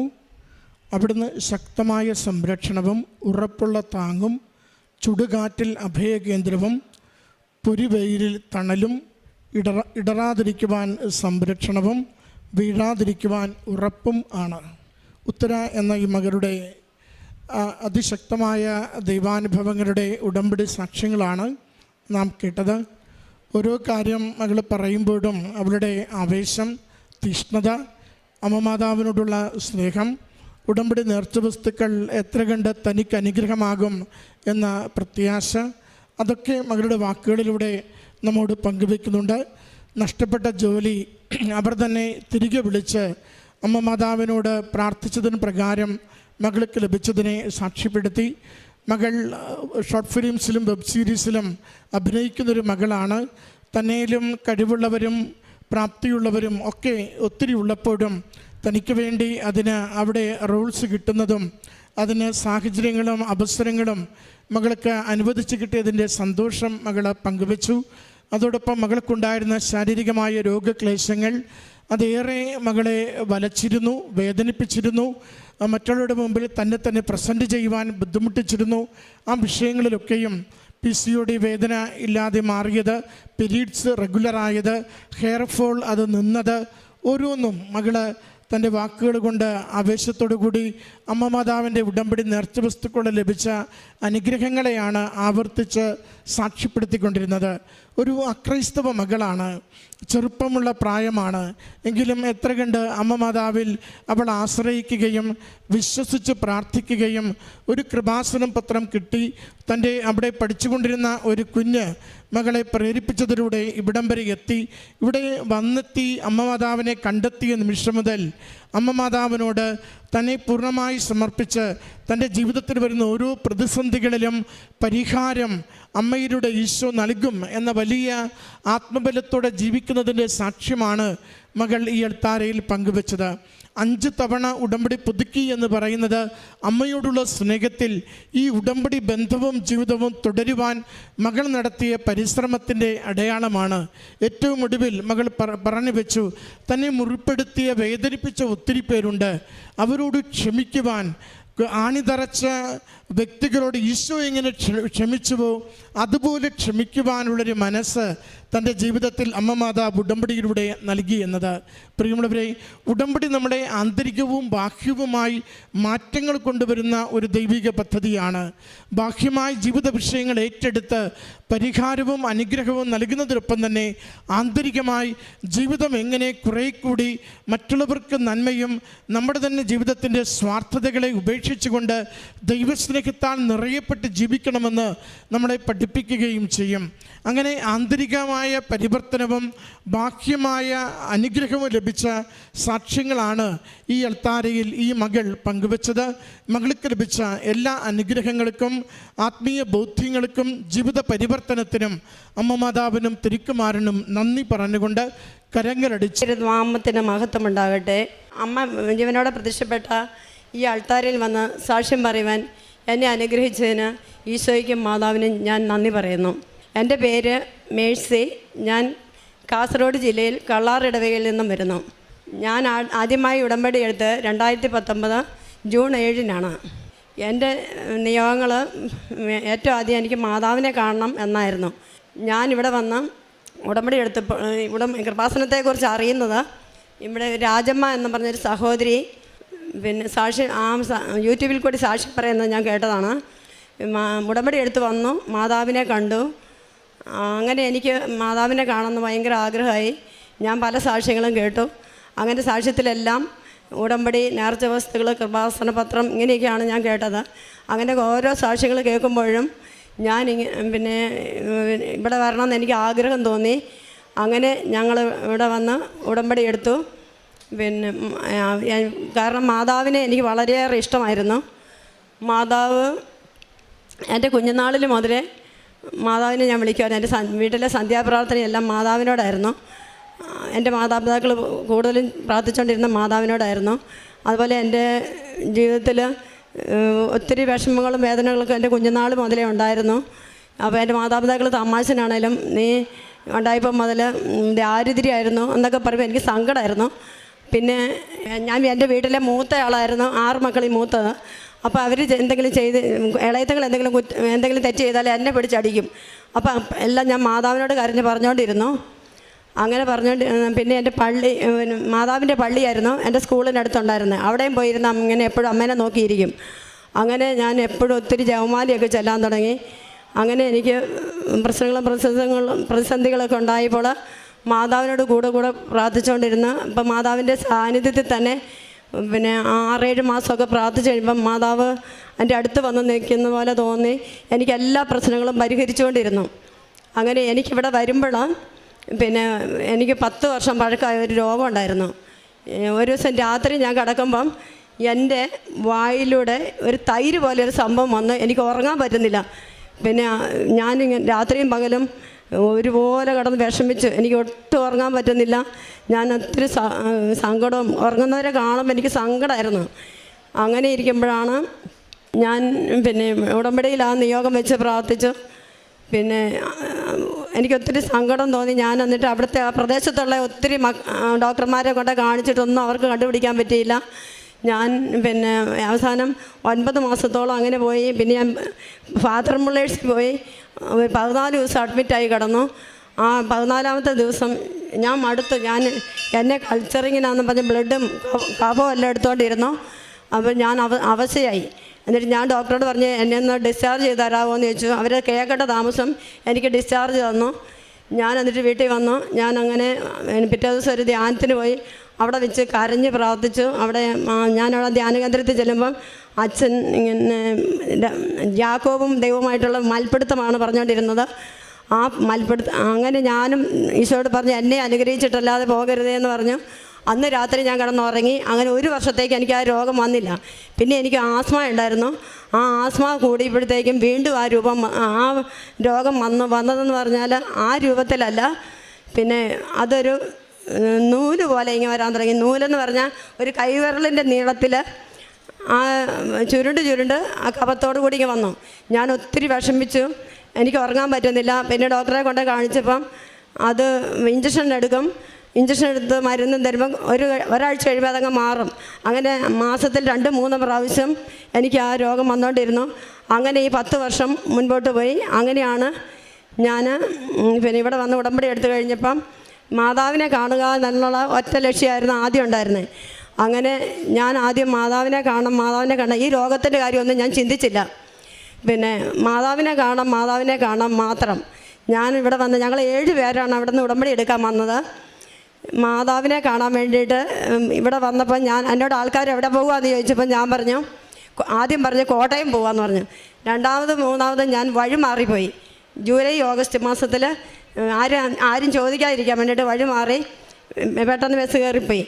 അപ്പോൾ ഞാൻ എന്നിട്ട് മാതാവിൻ്റെ അടുത്ത് ചെന്നിട്ട് പറയും, അമ്മ വന്നില്ലല്ലോ എന്ന് എന്നും പോയി അമ്മയോട് പരാതി പറയും. അങ്ങനെ ഇരിക്കുമ്പോഴാണ് ഓഗസ്റ്റ് മാസം അവസാനം അമ്മ എൻ്റെ ഉള്ളിലിരുന്ന് പറയുക, നീ എന്നെ ഏറ്റു പറയാൻ ലജ്ജിച്ചില്ലേ, നീ എവിടെ പോകുകയെന്നും പറഞ്ഞാൽ പോയത്. അത് കേട്ടപ്പോഴത്തേക്കും എനിക്ക് എൻ്റെ തെറ്റ് മനസ്സിലായി. ഞാൻ സെപ്റ്റംബർ 24-ാം തീയതി വീണ്ടും ഇവിടെ വന്നു. ഞാൻ എല്ലാവരോടും പറഞ്ഞിട്ടാണ് വന്നത്. ഞാൻ പിന്നെ കൃപാസനത്തിൽ പോവുകയാണ്, ഞാൻ ആലപ്പുഴയിൽ പോവുകയാണ്. എന്നോട് ചോദിക്കാത്ത എല്ലാവരോടും അങ്ങോട്ട് പറഞ്ഞു. അങ്ങനെ ഞാനിവിടെ വന്ന് തിരിച്ച് ഞാൻ പോകുമ്പം എന്നെ ഒരു വ്യക്തി കളിയാക്കി, ചില്ല മുത്താൻ പോയതാണോ എന്നൊക്കെ ചോദിച്ച് കളിയാക്കി. എന്നാലും ഞാനതെല്ലാം സഹിച്ചിട്ട് അമ്മയോട് പറഞ്ഞു, അമ്മേ ഇനിയെങ്കിലും എൻ്റെ അടുത്തൊന്ന് വരണേ. അങ്ങനെ അമ്മ 28-ാം തീയതി ആയപ്പോഴത്തേക്ക്, സെപ്റ്റംബർ 28-ാം തീയതി ആയപ്പോഴത്തേക്ക് ഞാൻ അമ്മയോട് ഇങ്ങനെ അടുത്ത് പോകുന്ന പറഞ്ഞ് ഞാൻ കട്ടിലെ പോയി ഇരുന്ന് സങ്കടപ്പെട്ടുകൊണ്ടിരുന്നു, ഇതുവരെ വന്നില്ലല്ലോ എന്ന്. അങ്ങനെ 28-ാം തീയതി ഞാൻ കട്ടിലയിലിരിക്കുമ്പോൾ ഞങ്ങളുടെ വീടിൻ്റെ ഹാളിൽ നിന്നും അമ്മ വളരെ പ്രകാശത്തോടു കൂടി ഇവിടെ പ്രത്യക്ഷപ്പെട്ട അമ്മ ഇതേ വേഷത്തിൽ ചിരിച്ചുകൊണ്ട് കൈ വീശി മനോഹരമായി ചിരിച്ചുകൊണ്ട് എൻ്റെ അടുത്തേക്ക് വന്നു. എന്നെ നോക്കി തിരിഞ്ഞ് പോയി. 2 കൈ ഉയർത്തിപ്പിടിച്ചു. മുകളിൽ നിന്ന് 2 കൈ നീണ്ടു വന്ന് അമ്മേനെ പിടിച്ച് കയറ്റിക്കൊണ്ട് പോവുക. അപ്പം ഞാൻ നോക്കിയപ്പോൾ എൻ്റെ ഭാവനയിൽ കണ്ട് ഞാൻ പ്രാർത്ഥിക്കുന്ന എൻ്റെ ദൈവപിതാവിൻ്റെ ഒരു രൂപമായിരുന്നു അമ്മേനെ വിളിച്ച് കയറ്റിക്കൊണ്ട് പോയത്. ഞാൻ അവിടെ ഇരുന്ന് ഒത്തിരി കരഞ്ഞു. കാരണം എന്നാന്ന് വെച്ചാൽ അമ്മ എന്നോടൊന്നും മിണ്ടാതെ പോയല്ലോ, എന്തുകൊണ്ട് അമ്മ എന്നൊന്നും മിണ്ടാതെ പോയത് എന്നോർത്തുണ്ട്. അപ്പോൾ അങ്ങനെ കുറച്ച് കരഞ്ഞു കഴിഞ്ഞപ്പോഴത്തേക്ക് ഞാൻ പാപിയായിട്ടാണോ അമ്മ എന്നോടൊന്നും മിണ്ടാത്തേ. അപ്പോഴാണ് പിന്നെ ഞാൻ എന്നിട്ട് അമ്മയോട് ചോദിച്ചു, എനിക്ക് ഇച്ചിരി ദേഷ്യമൊക്കെ ഉണ്ട്, എനിക്ക് എടുത്തിയാട്ടവും കോപമൊക്കെ ഉണ്ട്, അതുകൊണ്ടായിരിക്കും എന്ന് ഞാൻ മനസ്സിങ്ങനെ വിചാരിച്ചു. ഇങ്ങനെ അമ്മയോട് പറഞ്ഞുകൊണ്ടിരിക്കുമ്പം ജോസഫ് അച്ഛൻ്റെ സ്വരം എൻ്റെ ചെവിയിൽ പതിച്ചു, അമ്മ വന്നാൽ എല്ലാം ക്രമീകരിച്ചേ പോകൂ. അപ്പോഴാണ് എനിക്ക് തിരിച്ചറിവുണ്ടായി, എനിക്ക് സുബോധം ഉണ്ടായെന്ന് പറയാം. എൻ്റെ രോഗം മാറി. പിന്നെ എൻ്റെ വീട്ടിലെ സാമ്പത്തിക ഭദ്രതയുണ്ടായി. കാരണം എന്താ വെച്ചാൽ എനിക്ക് എപ്പോഴും രോഗമായിരുന്നു. രോഗമായിട്ട് പോയി കഴിഞ്ഞാൽ എനിക്ക് മാസാവസാനം ആകുമ്പം ഞങ്ങളുടെ വീട്ടിൽ സാമ്പത്തിക ബുദ്ധിമുട്ടുണ്ടാകുമായിരുന്നു. അതൊന്നുമില്ല, അതെല്ലാം മാറ്റി തന്നു. ദൈവം ഞങ്ങളെ അനുഗ്രഹിച്ചു. പിന്നെ ഞങ്ങളുടെ വീട് പണി അങ്ങനെ ഉഴപ്പി കിടക്കുമായിരുന്നു. വീട് പണി 2013 ഞങ്ങളൊരു വീട് പണിതായിരുന്നു. പണിത് കഴിഞ്ഞ ഒരു 3 വർഷം കഴിയുമ്പോഴത്തേക്കും അത് നനയാൻ തുടങ്ങി. എന്നിട്ട് അത് മുകളിലോട്ട് എടുക്കണോ വേണ്ടയോ അതിനുള്ള സാമ്പത്തിക ബുദ്ധിമുട്ട് ഉണ്ട്. കാരണം ഞങ്ങളത് പണിയാതിരിക്കുമായിരുന്നു. പക്ഷേ ഇവിടെ വന്നു കഴിഞ്ഞ് വീണ്ടും അത് തീരുമാനമായി. പെട്ടെന്ന് തന്നെ പണി തുടങ്ങി. പണി തുടങ്ങിക്കഴിഞ്ഞപ്പം കൊറോണ വന്നു. പക്ഷേ എന്നാലും ഒരു തടസ്സവും കൂടാതെ പിന്നെ പിള്ളേർക്കാണെങ്കിലും ഒരു ജോലിയൊക്കെ കൊടുത്ത് തമ്പുരാനത് ഈശോയുടെ അനുഗ്രഹത്താൽ അത് പരിശുദ്ധി അമ്മ നിർവഹിച്ചു, ഞങ്ങളെ സഹായിച്ചു. കാരണം കൊറോണയുടെ ലോക്ക്ഡൗൺ വന്നതിൻ്റെ തലേദിവസം ആ വീട് പണി പൂർത്തിയാക്കാൻ ബാക്കി തേപ്പൊന്നും നടന്നില്ലെങ്കിലും വാർക്ക വരെ എത്തിച്ചു. അല്ലെങ്കിൽ സ്റ്റെയർ കേസിൻ്റെ അവിടുന്ന് വെള്ളം വീണ് 2-3 മാസം മുഴുവൻ ലോക്ക്ഡൗൺ ആയി കഴിഞ്ഞ് കഴിയുമ്പോൾ ഞങ്ങൾക്കതൊന്നും ചെയ്യാൻ പറ്റാത്ത അവസ്ഥയായതിനെ. പക്ഷെ അതെല്ലാം പരിശുദ്ധ അമ്മയുടെ മധ്യസ്ഥയിൽ ഈശോ ഞങ്ങൾക്ക് അനുഗ്രഹം തന്നു. കാരുണ്യപ്രവർത്തകൾ എന്ന് പറഞ്ഞാൽ മറ്റുള്ളവരെ സഹായിക്കാൻ, ക്യാൻസർ രോഗികളെയൊക്കെ സഹായിക്കാറുണ്ട്. പിന്നെ ഞങ്ങൾ പഠിക്കാൻ ബുദ്ധിമുട്ടുന്നവരെയൊക്കെ സഹായിക്കാറുണ്ട്. പിന്നെ ഒത്തിരി ത്യാഗമൊക്കെ സഹിച്ച് പിന്നെ പള്ളിയിലും ഒക്കെ പോയി നല്ല വെയിലത്തൂടെയൊക്കെ ആണെങ്കിലും നടന്ന് ഒരു വാഹനമൊന്നും ഉപയോഗിക്കാതെ തന്നെ നടന്നു വന്ന് ആ പൈസയെല്ലാം സ്വരൂപിച്ച് വെച്ച് ഞങ്ങൾ പിന്നെ മറ്റുള്ളവരെ പല രീതിയിൽ സഹായിക്കാറുണ്ട്. പ്രേക്ഷിത പ്രവർത്തനം ഞങ്ങൾ എൻ്റെ അടുത്തൊരു ക്യാൻസർ രോഗിയായ ഒരു മകളുണ്ടായിരുന്നു. അവളുടെ ഭർത്താവ് ഉപേക്ഷിച്ച് പോയതായിരുന്നു, അക്രൈസ്തവയായിരുന്നു. അവരോടൊക്കെ ഞാനിങ്ങനെ ഈശോയെ മാതാവിനെ കുറിച്ച് പറഞ്ഞു. അവർ പിന്നെ ഒരാഴ്ച പോയി കൃപാസനം പത്രം കൊടുത്തു കഴിഞ്ഞ് അവരത് വായിച്ചു കഴിഞ്ഞപ്പോഴത്തേക്കും അവർക്കൊരു വിശ്വാസം ഉണ്ടായി. അവളിവിടെ വന്ന് പല പ്രാവശ്യം അവളെ സാമ്പത്തികമായിട്ട് ഞങ്ങൾ സഹായിച്ചിട്ടുണ്ടായിരുന്നു. അവളിവിടെ വന്ന് ഉടമ്പടി എടുത്തു. അവളുടെ രോഗം പൂർണ്ണമായിട്ട് മാറി. അവൾ ഇടയ്ക്ക് ഇവിടെ വന്ന് സാക്ഷ്യം പറഞ്ഞോളാമെന്നാണ് പറഞ്ഞിരിക്കുന്നത്. അങ്ങനെ കാരുണ്യപ്രവർത്തികളൊക്കെ ചെയ്യുന്നുണ്ട്. പിന്നെ സ്നേഹാലയത്തിലൊക്കെ പോയി അവിടെ ശുശ്രൂഷ ചെയ്യുന്നുണ്ട്. പിന്നെ എൻ്റെ ജീവിതത്തിൽ ഒത്തിരി അനുഗ്രഹങ്ങൾ തന്നിട്ടുണ്ട്. അതൊക്കെ മക്കൾ വന്നിട്ട് പറഞ്ഞോളും. മക്കൾക്ക് ഒത്തിരി അനുഗ്രഹം ദൈവം കൊടുത്തിട്ടുണ്ട്. അതൊക്കെ മക്കൾ വരും, അവർ വന്ന് പറഞ്ഞാണ് ഈശോ തന്ന എല്ലാ അനുഗ്രഹങ്ങൾക്കും പരിശുദ്ധ അമ്മയുടെ പ്രത്യക്ഷീകരണത്തിൻ്റെ സാക്ഷിയാക്കി മാറ്റിയതിനും ഞാൻ ഈ ആൾത്താരിൽ വെച്ച് ദൈവത്തിന് നന്ദി പറയുന്നു. അപ്പസ്തോല പ്രവർത്തനങ്ങൾ 14-ാം അധ്യായം 9-ാം തിരുവചനം. പൗലോസ് പ്രസംഗിക്കുന്നത് അവൻ കേട്ടു. പൗലോസ് അവനെ സൂക്ഷിച്ചു നോക്കി. സൗഖ്യം പ്രാപിക്കാൻ തക്ക വിശ്വാസം അവനുണ്ടെന്ന് കണ്ട് പൗലോസ് ഉച്ചത്തിൽ പറഞ്ഞു, എഴുന്നേറ്റ് കാലുറപ്പിച്ചു നിൽക്കുക. അവൻ ചാടി എഴുന്നേറ്റ് നടന്നു. മേഴ്സി ലൂക്ക എന്ന ഈ സഹോദരി വളരെ നിഷ്കളങ്കമായി സമയച്ചുരുക്കത്തിൻ്റെ അമ്മ അവരുടെ ജീവിതഭാരം ലഘൂകരിച്ചു കൊടുത്തൊരു വലിയ സൗഖ്യം നൽകിയതിൻ്റെ സാക്ഷ്യമാണിത്. പഴയ നിയമത്തിൽ നാം വായിച്ചെടുക്കുന്നത് പോലെ യാക്കോബ് ദൈവവുമായി ഒരു രാത്രി മുഴുവൻ മൽപ്പിടുത്തം നടത്തിയപ്പോൾ, നീ എന്നെ അനുഗ്രഹിച്ചല്ലാതെ ഇവിടെ നിന്ന് പോകരുത്, എന്നെ വിട്ടു പോകരുത് എന്നുള്ള വലിയ പ്രാർത്ഥനയായിരുന്നു. യാക്കോബ് അതിനുള്ള ഒരു ബേസ്മെൻ്റ് ഒരുക്കിയത് എല്ലാവരെയും, തൻ്റെ ഭാര്യമാരെയും മക്കളെയും എല്ലാം അക്കരയ്ക്ക് കടത്തിയതിന് ശേഷം തനിച്ചാണ് ഒരു രാത്രിയിൽ ദൈവവുമായി ഒരു വാഗ്വാദത്തിൽ, ഒരു മൽപ്പിടുത്തത്തിൽ ഏർപ്പെട്ടത്. അവസാനമാണ് ആ വാഗ്വാദത്തിൽ, മൽപ്പിടുത്തത്തിൽ യാക്കോബിന് മനസ്സിലായത് ഇത് ദൈവദൂതനാണ്, ദൈവമാണ്. അപ്പോഴാണ് യാക്കോബ് പറയുന്നത്, എൻ്റെ ഈ സംഘർഷങ്ങളെല്ലാം അവസാനിക്കാൻ നീ എന്നെ അനുഗ്രഹിച്ചാൽ മാത്രം മതി. ഇവിടെ മേഴ്സി പറയുന്നതും അതുതന്നെയാണ്. എൻ്റെ 10 വർഷമായിട്ടുണ്ടായിരുന്ന പേരറിയാത്ത ഒരു രോഗത്തെക്കുറിച്ചാണ് മേഴ്സി ഇവിടെ ഏറ്റുപറയുന്നത്.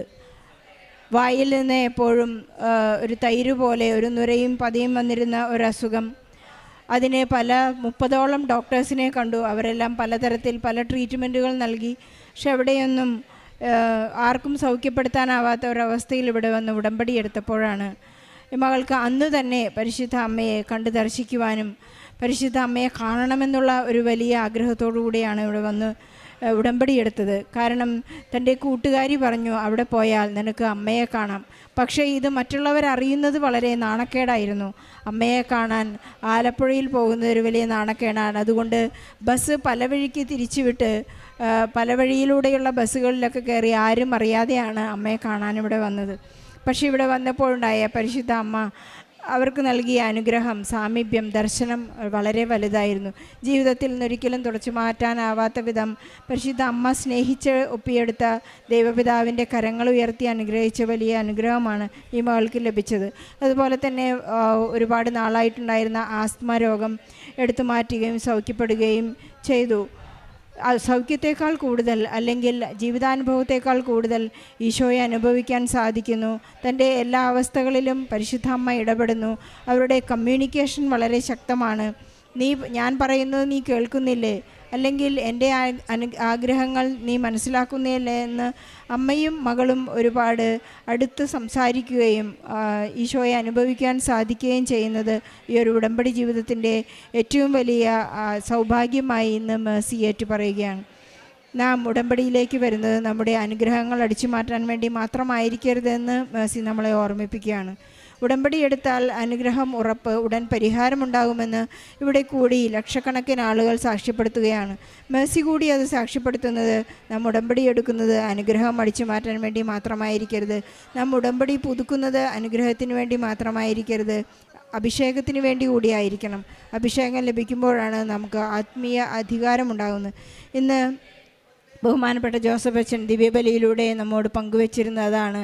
നമുക്ക് അനുഗ്രഹം പ്രാപിക്കുമ്പോൾ നാം ഏറ്റുപറയേണ്ടത് വിശ്വാസ പ്രഖ്യാപനത്തിലൂടെ മാത്രമാണ് ക്രിസ്തു കൈമാറ്റവും ക്രിസ്തു രൂപീകരണവും ഉണ്ടാകുന്നത്. നമ്മുടെ ലക്ഷ്യം നിത്യതയാണ്, സ്വർഗം പ്രാപിക്കുക എന്നുള്ള ഒരു ലക്ഷ്യത്തോടെ നമുക്ക് നമ്മുടെ ഉടമ്പടി എപ്പോഴും മുന്നോട്ട് വയ്ക്കാം, ജീവിച്ചുകൊണ്ടിരിക്കാം. മേഴ്സി ലൂക്കയ്ക്ക് ലഭിച്ച വലിയ അനുഗ്രഹത്തിന്, വലിയ സൗഖ്യത്തിന്, ജീവിതാനുഭവത്തിന് നല്ലൊരു കയ്യടി നൽകി ഈശോയ്ക്കും പരിശുദ്ധ അമ്മയ്ക്കും ഈ സാക്ഷ്യം നമുക്ക് സമർപ്പിക്കാം. അത്യപൂർവ ദൈവാനുഭവങ്ങൾ ഇനി നിങ്ങൾക്കും സ്വന്തം. ഈ യൂട്യൂബ് ചാനൽ ഇതുവരെ സബ്സ്ക്രൈബ് ചെയ്തിട്ടില്ലെങ്കിൽ ഇപ്പോൾ തന്നെ സബ്സ്ക്രൈബ് ചെയ്യുക. ഈ വീഡിയോ ഇപ്പോൾ തന്നെ നിങ്ങളുടെ സുഹൃത്തുക്കൾക്ക് ഷെയർ ചെയ്തുകൊണ്ട് കർത്താവിൻ്റെ പ്രേക്ഷിതരാകുക. ഞാൻ കോട്ടപ്പുറം രൂപതയിലെ അരിപ്പാലം തിരുഹൃദയ ദേവാലയത്തിലെ ഒരു ഇടവകമാണ്. ഞാൻ കാഴ്ചയില്ലാത്തൊരു വ്യക്തിയാണ്. ഞാനൊരു അധ്യാപകനാണ്. കാഴ്ചയില്ലാത്ത വ്യക്തിയിൽ നിന്ന് അധ്യാപകൻ എത്തുമ്പോൾ നിങ്ങൾക്ക് മനസ്സിലാക്കാൻ സാധിക്കും എത്രത്തോളം ദൈവകൃപ എനിക്ക് ലഭിച്ചിട്ടുണ്ടെന്ന്. ആദ്യമേ തന്നെ ഈ നമ്മുടെ പരിശുദ്ധ അമ്മ പ്രത്യക്ഷപ്പെട്ട ഈ പുണ്യമായ അൽത്താരയിൽ ഈ ബലഹീനരായ ഞങ്ങളെ സാക്ഷ്യം പറയാൻ ഒരവസരം തന്നതിന് പിതാവും പുത്രനും പരിശുദ്ധാത്മാവുമായ ത്രിയേക ദൈവത്തോട് കോടാനുകോടി നന്ദി പറയുന്നു. ഒപ്പം എൻ്റെ ഏറ്റവും പ്രിയപ്പെട്ട കൃപാസന മാതാവിനും കോടാനുകോടി നന്ദി പറയുന്നു. ഞാനിവിടെ ആദ്യമായിട്ട് വരുന്നത് 2025 ജാനുവരി 15 അന്ന് ഞാൻ ഇവിടെ വരുമ്പോൾ വെറുതെ പുറത്തുനിന്ന് പ്രാർത്ഥിച്ച് ഞാൻ തിരുവനന്തപുരത്ത് പോകുന്ന സമയത്ത് എൻ്റെ മമ്മി പറഞ്ഞു ഇവിടെ കൃപാസനമുണ്ട്, നമുക്കൊന്ന് പ്രാർത്ഥിച്ച് പോകാമെന്ന് പറഞ്ഞു. 15 ജാനുവരി കഴിഞ്ഞ വർഷം 15 വന്ന് പ്രാർത്ഥിച്ച് പുറത്തിരുന്ന് പ്രാർത്ഥിച്ച് പോയി. അതിനുശേഷം എനിക്കൊരു മമ്മിക്കും എനിക്കൊക്കെ എല്ലാവർക്കും ഒരു ആഗ്രഹം ഉണ്ടായിരുന്നു ഉടമ്പടി എടുക്കുന്നു. അപ്പോൾ മമ്മി എന്നോട് പറഞ്ഞിരുന്നു ഉടമ്പടി എടുക്കണം. അങ്ങനെ ഞാൻ ഓൺലൈൻ ഉടമ്പടി ആദ്യമായിട്ട് മാർച്ച് 9 എടുക്കുന്നത് 2025. ആ ഓൺലൈൻ ഉടമ്പടി എടുക്കുന്ന സമയത്ത് ഞാൻ ഒരുപാട് എന്താ പറയുക പാപാവസ്ഥയിൽ കഴിയുന്ന ഒരു വ്യക്തിയായിരുന്നു. ആദ്യം തന്നെ പറയട്ടെ, ഞാൻ സുഹൃത്തുക്കളായിട്ട് വളരെ ഒക്കേഷണലായിട്ട് മദ്യപിക്കുന്ന ഒരാളായിരുന്നു. പക്ഷേ ഈ ഓൺലൈൻ ഉടമ്പടി മാർച്ച് 9 ഓൺലൈൻ ഉടമ്പടി എടുത്ത ശേഷം അതിനെടുക്കണ മുമ്പ് ഞാൻ മമ്മിനോട് പറഞ്ഞു, മമ്മി ഞാൻ ഇന്ന് മുതൽ ഈ മദ്യപാനം പൂർണ്ണമായിട്ട് ഉപേക്ഷിക്കുകയാണ്. ഞാൻ അങ്ങനെ ആ കണ്ടീഷൻസ് എന്നെക്കൊണ്ട് പാലിക്കാൻ പറ്റുന്നത്രത്തോളം പാലിച്ച് മാർച്ച് 9 ഓൺലൈൻ ഉടമ്പടി എടുത്തു. എന്നാലും ഞങ്ങളുടെ മനസ്സിൽ തീർത്ഥാടക ഉടമ്പടി എടുക്കണമെന്നൊരു ആഗ്രഹം ഉണ്ടായിരുന്നു. ഞാൻ കോഴിക്കോടാണ് വർക്ക് ചെയ്യുന്നത്. അപ്പോൾ അവിടെ ഞങ്ങൾ വിചാരിച്ചു വെക്കേഷന് വന്നിട്ട് ഉടമ്പടി എടുക്കാമെന്ന്. അങ്ങനെ പക്ഷേ എൻ്റെ മനസ്സിലൊരു സംശയം ഉണ്ടായിരുന്നു എന്ന് വെച്ചാൽ ഞാൻ പറഞ്ഞല്ലോ ഞാൻ വളരെ ബലഹീനനായ ഒരു വ്യക്തിയാണ്, മനസ്സുകൊണ്ടും ശരീരം കൊണ്ടും. അപ്പോൾ എൻ്റെ മനസ്സിലൊരു ചിന്ത ഉണ്ടായിരുന്നു വെച്ചാൽ എന്നെപ്പോലത്തെ കാഴ്ചയില്ലാത്ത ആളുകൾക്ക് ഇവിടെ ഉടമ്പടി എടുക്കാൻ പറ്റുമോ എന്നൊരു ചിന്ത എനിക്കുണ്ടായിരുന്നു. അങ്ങനെ എന്നെ ആര് ഹെൽപ്പ് ചെയ്യും അങ്ങനെ വിചാരിച്ചു നിൽക്കുന്ന സമയത്ത് എൻ്റെ അയൽവാസിയായിട്ടുള്ള ഞാൻ പഠിച്ച സ്കൂളിൽ ടീച്ചറായിട്ട് വർക്ക് ചെയ്യുന്ന ജീന ടീച്ചർ ഇങ്ങോട്ട് വന്ന് പറയുകയാണ്, മോനെ ഞാൻ നിന്നെ ഹെൽപ്പ് ചെയ്യാം, ഞാൻ നിൻ്റെ കൂടെ വരാം. അങ്ങനെ ജീന ടീച്ചർ ഇവിടെ ഇരിപ്പുണ്ട്. ജീന ടീച്ചർ വളരെ സന്തോഷത്തോടെ എൻ്റെ കൂടെ വന്ന് എനിക്ക് ഉടമ്പടിക്ക് പൂരിപ്പിക്കേണ്ട കാര്യങ്ങളും എല്ലാ കാര്യങ്ങളും ഉടമ്പടി ക്ലാസ് കൂടുന്ന സമയത്ത് അവിടെ എന്നെ സ്റ്റെപ്സ് കയറി കൊണ്ടുപോലും എല്ലാ കാര്യങ്ങളും ടീച്ചറാണ് ചെയ്തത്. അങ്ങനെ ഞാൻ തീർത്ഥാടന ഉടമ്പടി എടുത്തു. ഉടമ്പടി എടുത്ത് 6 നിയമങ്ങൾ എല്ലാവരും ഇരുന്ന പോലെ എഴുതി. അങ്ങനെ ഉടമ്പടിയിലായിരുന്നു. പത്രങ്ങൾ ഞാൻ കൊടുത്തു പോന്നു. അങ്ങനെ ഇരിക്കുന്ന സമയത്ത് എനിക്ക് ആദ്യം ലഭിക്കുന്ന അനുഗ്രഹം, ഞാൻ 3 വർഷമായിട്ട് 3 പ്രാവശ്യം സെറ്റ് എഴുതി. പക്ഷേ സെറ്റ് പരീക്ഷ എനിക്ക് കിട്ടിയില്ല. അങ്ങനെ ഞാൻ ഉടമ്പടിയിലായിരിക്കുന്ന സമയത്ത് 2026, അതായത് ഈ കഴിഞ്ഞ 2026 ഞാൻ സെറ്റ് പരീക്ഷ എഴുതാനായിട്ട് അപേക്ഷ കൊടുത്തു. അപേക്ഷ കൊടുത്ത ശേഷം ഞാൻ ഉടമ്പടി പുതുക്കാനായിട്ട് ഇവിടെ വന്നിരുന്നു. അങ്ങനെ പുതുക്കുന്ന സമയത്ത് അച്ഛനെ കണ്ട് അച്ഛൻ്റെ കൈവെപ്പ് ശുശ്രൂഷ ലഭിച്ചു. അച്ഛനെ എനിക്ക് കാശ് രൂപം തന്നു. അത് കഴുത്തിൽ ഇട്ടുകൊണ്ടാണ് ഞാൻ പരീക്ഷയ്ക്ക് പോകുന്നത്. ഞാൻ സത്യം പറഞ്ഞാൽ കാര്യമായിട്ടൊന്നും പഠിച്ചിട്ടുണ്ടായിരുന്നില്ല. വെറും 2 ആഴ്ചത്തെ ഒരു പഠനം മാത്രമേ ഉണ്ടായിരുന്നുള്ളൂ. എനിക്കറിയില്ല എങ്ങനെ എനിക്ക് ലഭിക്കാൻ, അത് ഞാൻ പാസ്സാവുമോ എന്നും എനിക്കറിയില്ലായിരുന്നു. അങ്ങനെ ഞാൻ ഈ ഫെബ്രുവരി 22 സെറ്റ് പരീക്ഷ എഴുതാൻ പോവുകയാണ്, വളരെ ടെൻഷനോടെ. പക്ഷേ എനിക്കുള്ളൊരു ബലം എന്ന് പറയുന്നത് ഉടമ്പടിയിലാണ്. എൻ്റെ അമ്മ അത് എൻ്റെ ഈശോയിൽ നിന്ന് സാധിച്ചിരുന്ന ഉറച്ച വിശ്വാസം എനിക്കുണ്ട്. അപ്പോൾ അങ്ങനെ ഇരിക്കുന്ന സമയത്ത് ഞാൻ സെറ്റ് പരീക്ഷ എന്ന് പറയുമ്പോൾ 2 പേപ്പറുണ്ട്. ആദ്യത്തെ പേപ്പർ കാലത്തും പേപ്പർ 2 ഉച്ചയ്ക്കുമാണ്.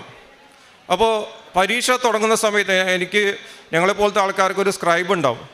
പരീക്ഷ ഞാൻ പറഞ്ഞു കൊടുക്കുമ്പോൾ എഴുതി തരാനായിട്ടൊരു സ്ക്രൈബ് ഉണ്ടാവും. അങ്ങനെ ഞാൻ ആ സ്ക്രൈബിനോട് പറഞ്ഞു, മോനെ പരീക്ഷ തുടങ്ങുന്ന സമയത്ത് എന്നോട് പേപ്പർ കിട്ടുന്ന സമയത്ത് ആൻസർ പേപ്പർ കിട്ടുന്ന സമയത്ത് എന്നോടൊന്ന് പറയണം. അപ്പം ഞാൻ പരീക്ഷ തുടങ്ങുന്ന മുമ്പ് വിശുദ്ധ തൈലം നെറ്റിയിൽ കുരിശ് വരച്ച് ഹാളിലേക്ക് കയറിയാണ് വിശ്വാസപ്രമാണം ചൊല്ലി.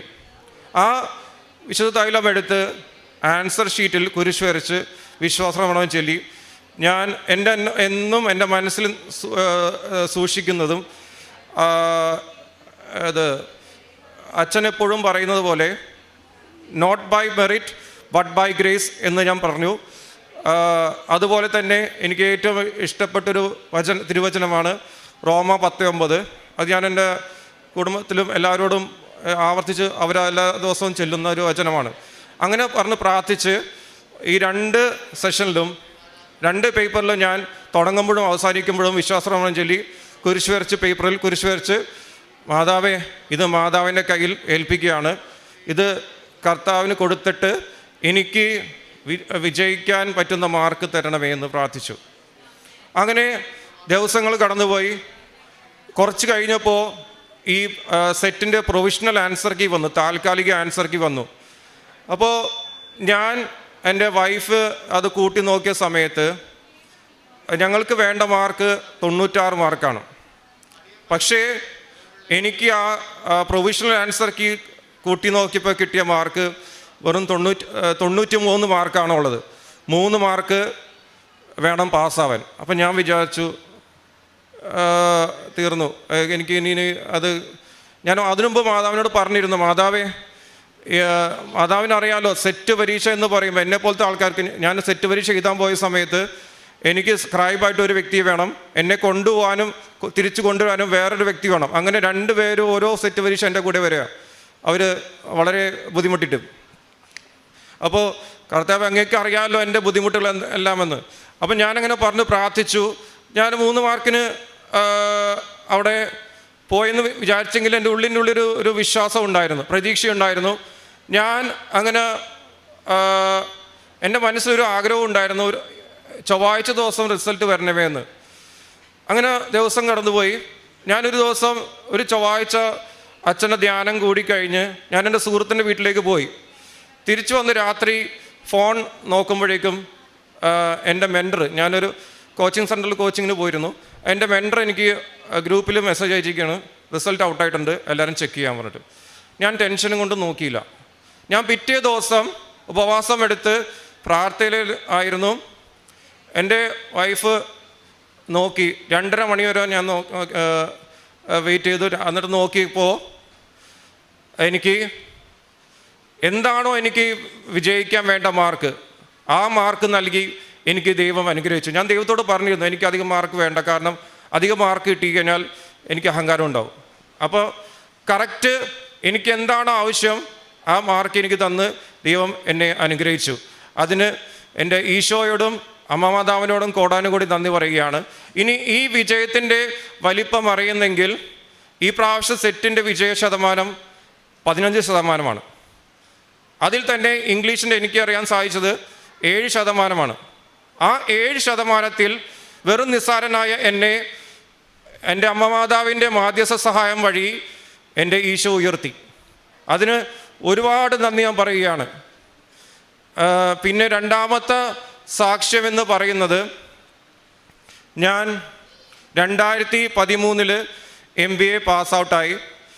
ഞാൻ ആ MBA പാസ്സാവുന്നത്, ഞാൻ 2005 MBAയുടെ അഡ്മിഷൻ എടുക്കുന്നത്. പക്ഷേ എനിക്ക് ഞാൻ പറഞ്ഞല്ലോ ബ്ലൈൻഡ് ആയതുകൊണ്ട് സ്വയമേ എക്സാം എഴുതാൻ പറ്റില്ല.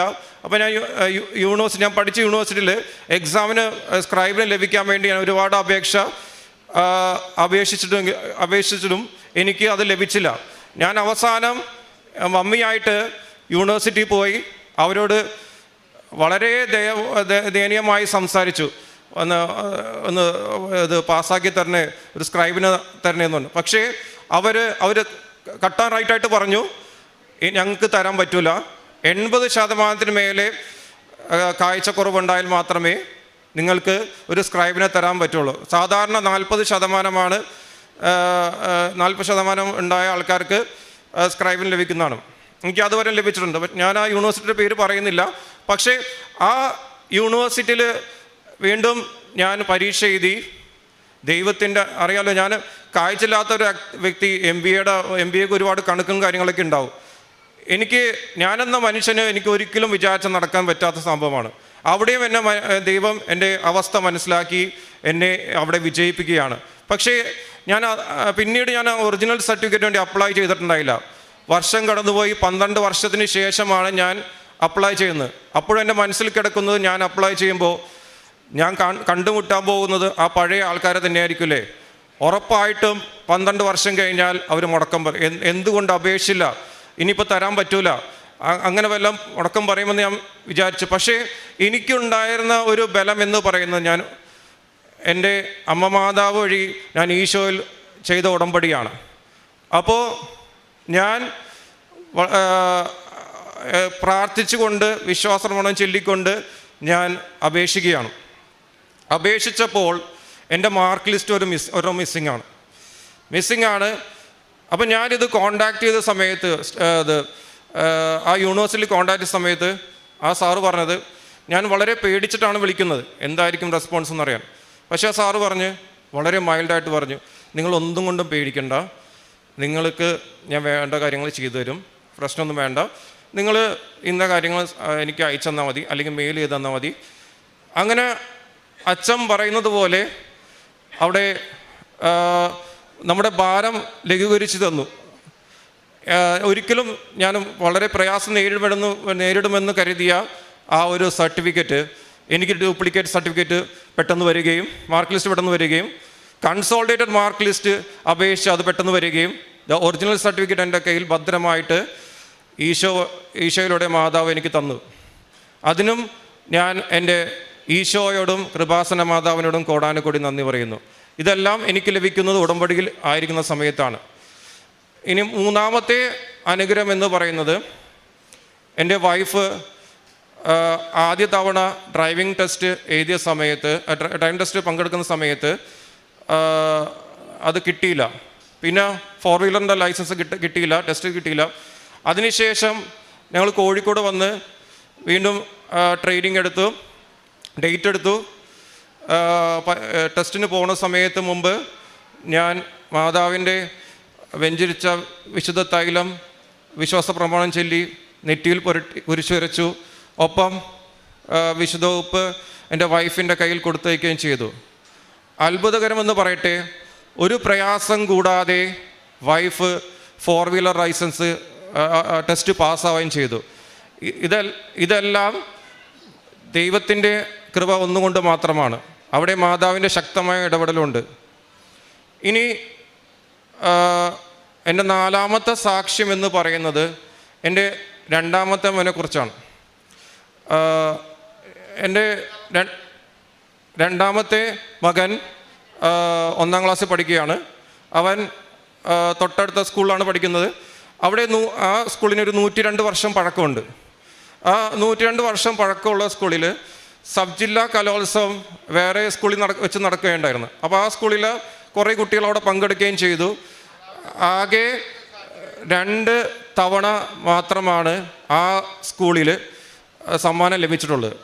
അങ്ങനെ ഈ വർഷം എൻ്റെ മോൻ ഉൾപ്പെട്ട റിലേറ്റീവിന് സെക്കൻഡ് ലഭിക്കുകയും ചെയ്തു.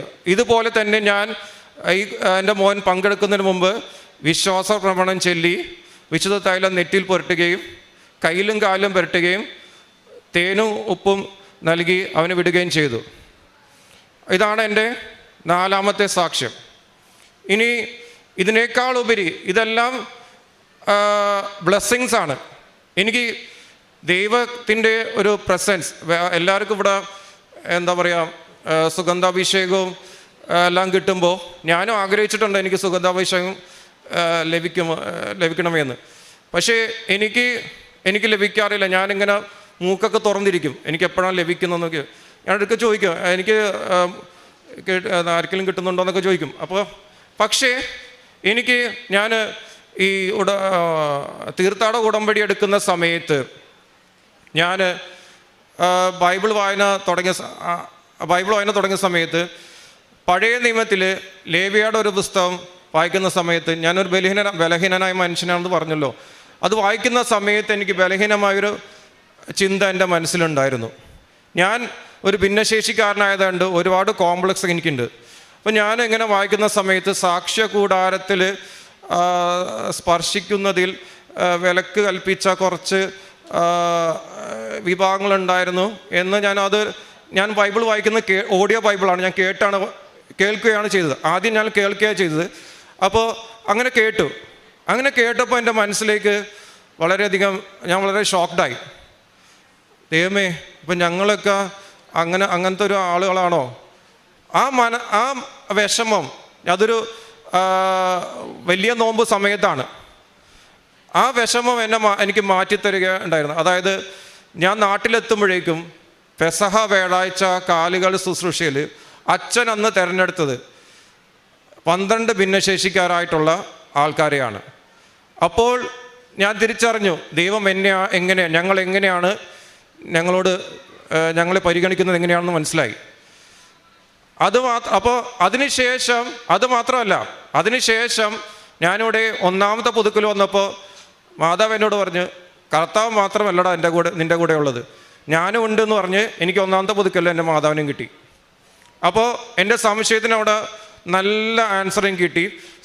എനിക്ക് ഇത് മതി, വേറെ സുഗന്ധാഭിഷേകം കിട്ടിയില്ലെങ്കിലും എനിക്ക് ഈ അഭിഷേകം മാത്രം മതി.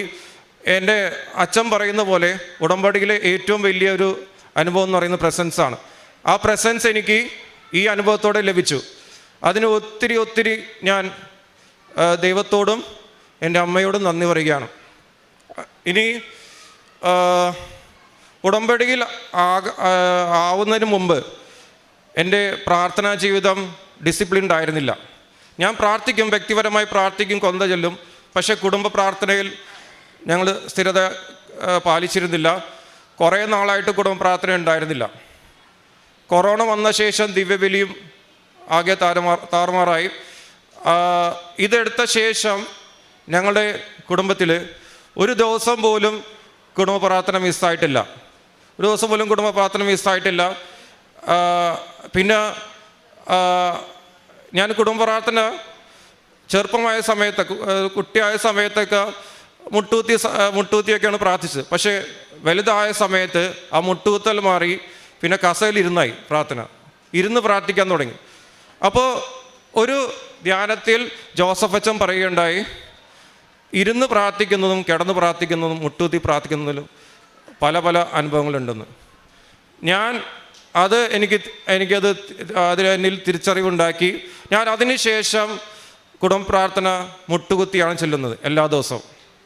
പിന്നെ ഞാൻ കോഴിക്കോടാണ് വർക്ക് ചെയ്യുന്ന പറഞ്ഞല്ലോ. അപ്പോൾ അവിടെ നിന്നൊരു 12 കിലോമീറ്റർ മാറിയിട്ടാണ് പള്ളിയുള്ളത്. എനിക്ക് എല്ലാ ദിവസവും പങ്കെടുക്കാൻ പറ്റാതില്ല, ഞായറാഴ്ച പോലും പങ്കെടുക്കാൻ പറ്റാത്ത അവസ്ഥയിൽ പോയി. അപ്പം ഞാൻ എന്ത് ചെയ്തു, ഞാൻ ഈ പ്രാവശ്യം ഞാനൊരു ഇതിനു മുമ്പത്തെ ഉടമ്പടി, അതായത് രണ്ടാമത്തെ ഉടമ്പടി പുതുക്കിയ സമയത്ത് ഞാൻ ഒരു തീരുമാനം എടുത്തു. അതായത് എങ്ങനെയെങ്കിലും ഞായറാഴ്ച ദിവസം ഞാൻ ഓട്ടോറിക്ഷ വിളിച്ചിട്ടായാലും ഞാൻ കുർബാനയ്ക്ക് പങ്കെടുക്കുമെന്ന് ഞാൻ ഉറപ്പിച്ചു. അങ്ങനെ ഈ ദിവ്യവേലയിൽ പങ്കെടുക്കാൻ എനിക്ക് ദൈവം ആയിട്ട് ഒരു അവസരം തന്നു. എനിക്ക് ഞങ്ങൾക്ക് കുടുംബത്തോടെ എല്ലാ ഞായറാഴ്ചയും പോകാനായിട്ട് വളരെ ക്ഷമയോടെ ഞങ്ങളെ കൊണ്ടുപോകാനും കൊണ്ടുവരാനും ഒരാളെ ദൈവം നിയോഗിച്ചു തരികയും ചെയ്തു, ഏർപ്പെടുത്തി തരികയും ചെയ്തു. അതിനും ഞാൻ നന്ദി പറയുകയാണ്. അങ്ങനെ പിന്നെ വേറൊരു കാര്യം എന്ന് വെച്ചാൽ, ഞാൻ ഇതുപോലെ തന്നെ ചെറുപ്പത്തിൽ എനിക്ക് ചെറിയ കുറച്ച് കാഴ്ച കുറവുണ്ടായുള്ളൂ. അപ്പോൾ എനിക്ക് ഒറ്റയ്ക്ക് നടക്കാനുള്ളൊക്കെ ഒരു ശേഷി ഉണ്ടായിരുന്നു. ആ സമയത്തൊക്കെ ഞാൻ ഒറ്റയ്ക്ക് പള്ളിയിൽ പോകുമ്പോൾ ഞാൻ സ്വയമേ ദിവ്യകാരുണ്യം സ്വീകരിക്കാനായിട്ട് പോകുമായിരുന്നു, ആരുടെയും സഹായമില്ലാതെ. പക്ഷേ എനിക്കിപ്പോൾ കാഴ്ചയില്ലാത്തത് കൊണ്ട് എനിക്കൊരാളുടെ ഹെൽപ്പ് വേണം. അപ്പം ഞാൻ ഈ ആൾക്കാരുടെ മുന്നിൽ ഇങ്ങനെ ഒരാളുടെ കയ്യും പിടിച്ചിങ്ങനെ തപ്പി നടക്കുന്ന നടക്കുമ്പോൾ എനിക്ക് ഭയങ്കര പ്രയാസമായിരുന്നു. പക്ഷേ ഈ ഉടമ്പടിയിൽ എടുത്ത ശേഷം അങ്ങനെ ഒരു പ്രയാസമില്ല. എനിക്ക് വളരെ സന്തോഷമായിട്ട് എനിക്ക് ദിവ്യകാരുണ്യം സ്വീകരിക്കാനായിട്ട് ദൈവം അവസരം തരുന്നുണ്ട്. എനിക്ക് 41 വയസ്സായി. ഞാൻ 40 വർഷവും ഒരു ഉപവാസമോ വലിയ നോമ്പോ അല്ലെങ്കിൽ ചെറിയ നോമ്പോ ഒന്നും എടുത്തിട്ടില്ല. ഞാൻ കുറച്ച് ദിവസം നോമ്പെടുക്കും, എന്തെങ്കിലും നോൺ വെജ് കാണുമ്പോൾ അവിടെ തീർന്നു, പിന്നെ എൻ്റെ എൻ്റെ നോമ്പ് തീർന്നു. പിന്നെ ഞാൻ ഉടമ്പടിയിലായിരിക്കെയാണ് എനിക്ക് ഇത് എടുക്കാനുള്ളൊരു കൃപ എനിക്ക് ലഭിച്ചത്. ഞാൻ അതിനുശേഷം കഴിഞ്ഞ വർഷം തൊട്ട് ഒരു ഉപവാസം പോലും ഞാൻ മുടക്കിയിട്ടില്ല, ഒരു നോമ്പും മുടക്കിയിട്ടില്ല. ഞാൻ പിന്നെ അച്ഛൻ പറയുന്ന പോലെ ആഴ്ചയിൽ ഒരിക്കലും ഉപവസിക്കും, സാധ്യമെങ്കിൽ ചിലപ്പോൾ ആഴ്ചയിൽ 2 ദിവസം ഉപവസിക്കും. അപ്പോൾ ചില ഉപവാസങ്ങൾ ഞാൻ പൊതുവായ മറ്റുള്ളവരുടെ നിയോഗത്തിന് വേണ്ടി കാഴ്ചവെക്കും. അവർക്ക് എന്തെങ്കിലും അവരുടെ നന്മയ്ക്ക് വേണ്ടി പ്രാർത്ഥിച്ചുകൊണ്ട് കാഴ്ചവെക്കും. പിന്നെ ദൈവം ദാനമായി തന്ന ജോലിയാണിത്. ദൈവം ദാനമായി തന്ന ശമ്പളത്തിൻ്റെ ഒരു ചെറിയ അംശം ദൈവം എനിക്ക് വഴിയൊരുക്കി തരുന്നുണ്ട്. ആർക്കാണ് കൊടുക്കേണ്ടത്? ഞാനൊരു മാധ്യമം മാത്രമാണ്. ദൈവം എനിക്ക് കാണിച്ചു തരുന്ന ആൾക്കാർക്ക് ഞാൻ എൻ്റെ ദൈവം തന്ന ദാനത്തിൽ നിന്നും ഒരു അംശം ഞാൻ കൊടുക്കുന്നു. ഞങ്ങളുടെ കോഴിക്കോട് ഒരു വൃദ്ധമന്ദിരമുണ്ട്. അവിടെ പോയിട്ട് ഞങ്ങൾ അപ്പന്മാരെയും അമ്മമാരെയും പോയി കാണും, പ്രായമുള്ള ആൾക്കാർ. അവർക്ക് എന്ത് സ്നേഹമാണെന്നറിയോ? നമ്മളവിടെ ചെല്ലുമ്പോൾ കുറച്ച് ആൾ വൈകി കഴിഞ്ഞിട്ടുണ്ടെങ്കിൽ അവർ ചോദിക്കും, എന്താ പിറ്റേ പ്രാവശ്യം പോകുമ്പോൾ അവരെന്തുകൊണ്ട് നിങ്ങളെന്താ വരാത്തതെന്ന്.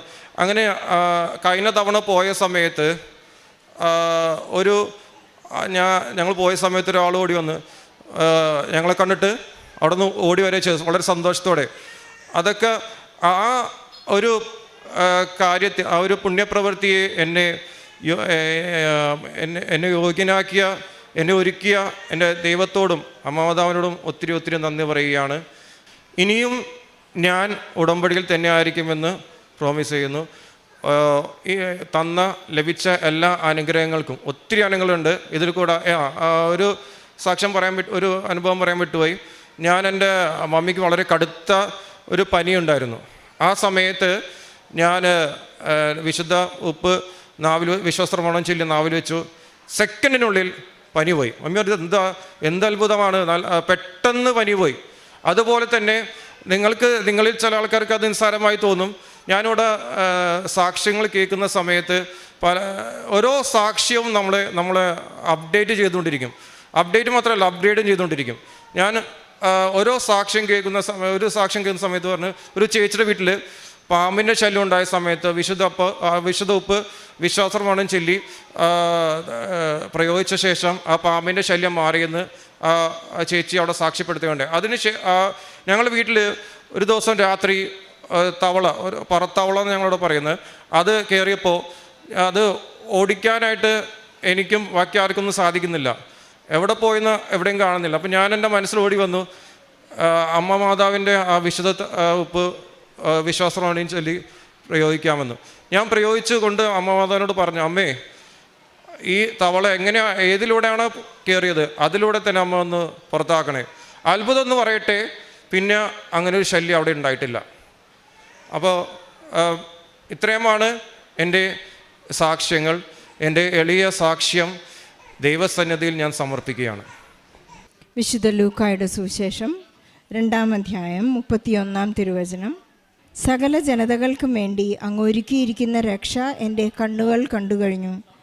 അത് വിജാതീയർക്ക് വെളിപാടിൻ്റെ പ്രകാശവും അവിടുത്തെ ജനമായ ഇസ്രായേലിൻ്റെ മഹിമയുമാണ്. ശിമയോൻ ഉണ്ണിയേശുവിനെ കയ്യിലെടുത്തുകൊണ്ട് നൽകിയ വലിയ ഒരു പ്രവചനമായിരുന്നു അത്. എൻ്റെ കണ്ണുകൾ ഈ രക്ഷ കണ്ടുകഴിഞ്ഞു.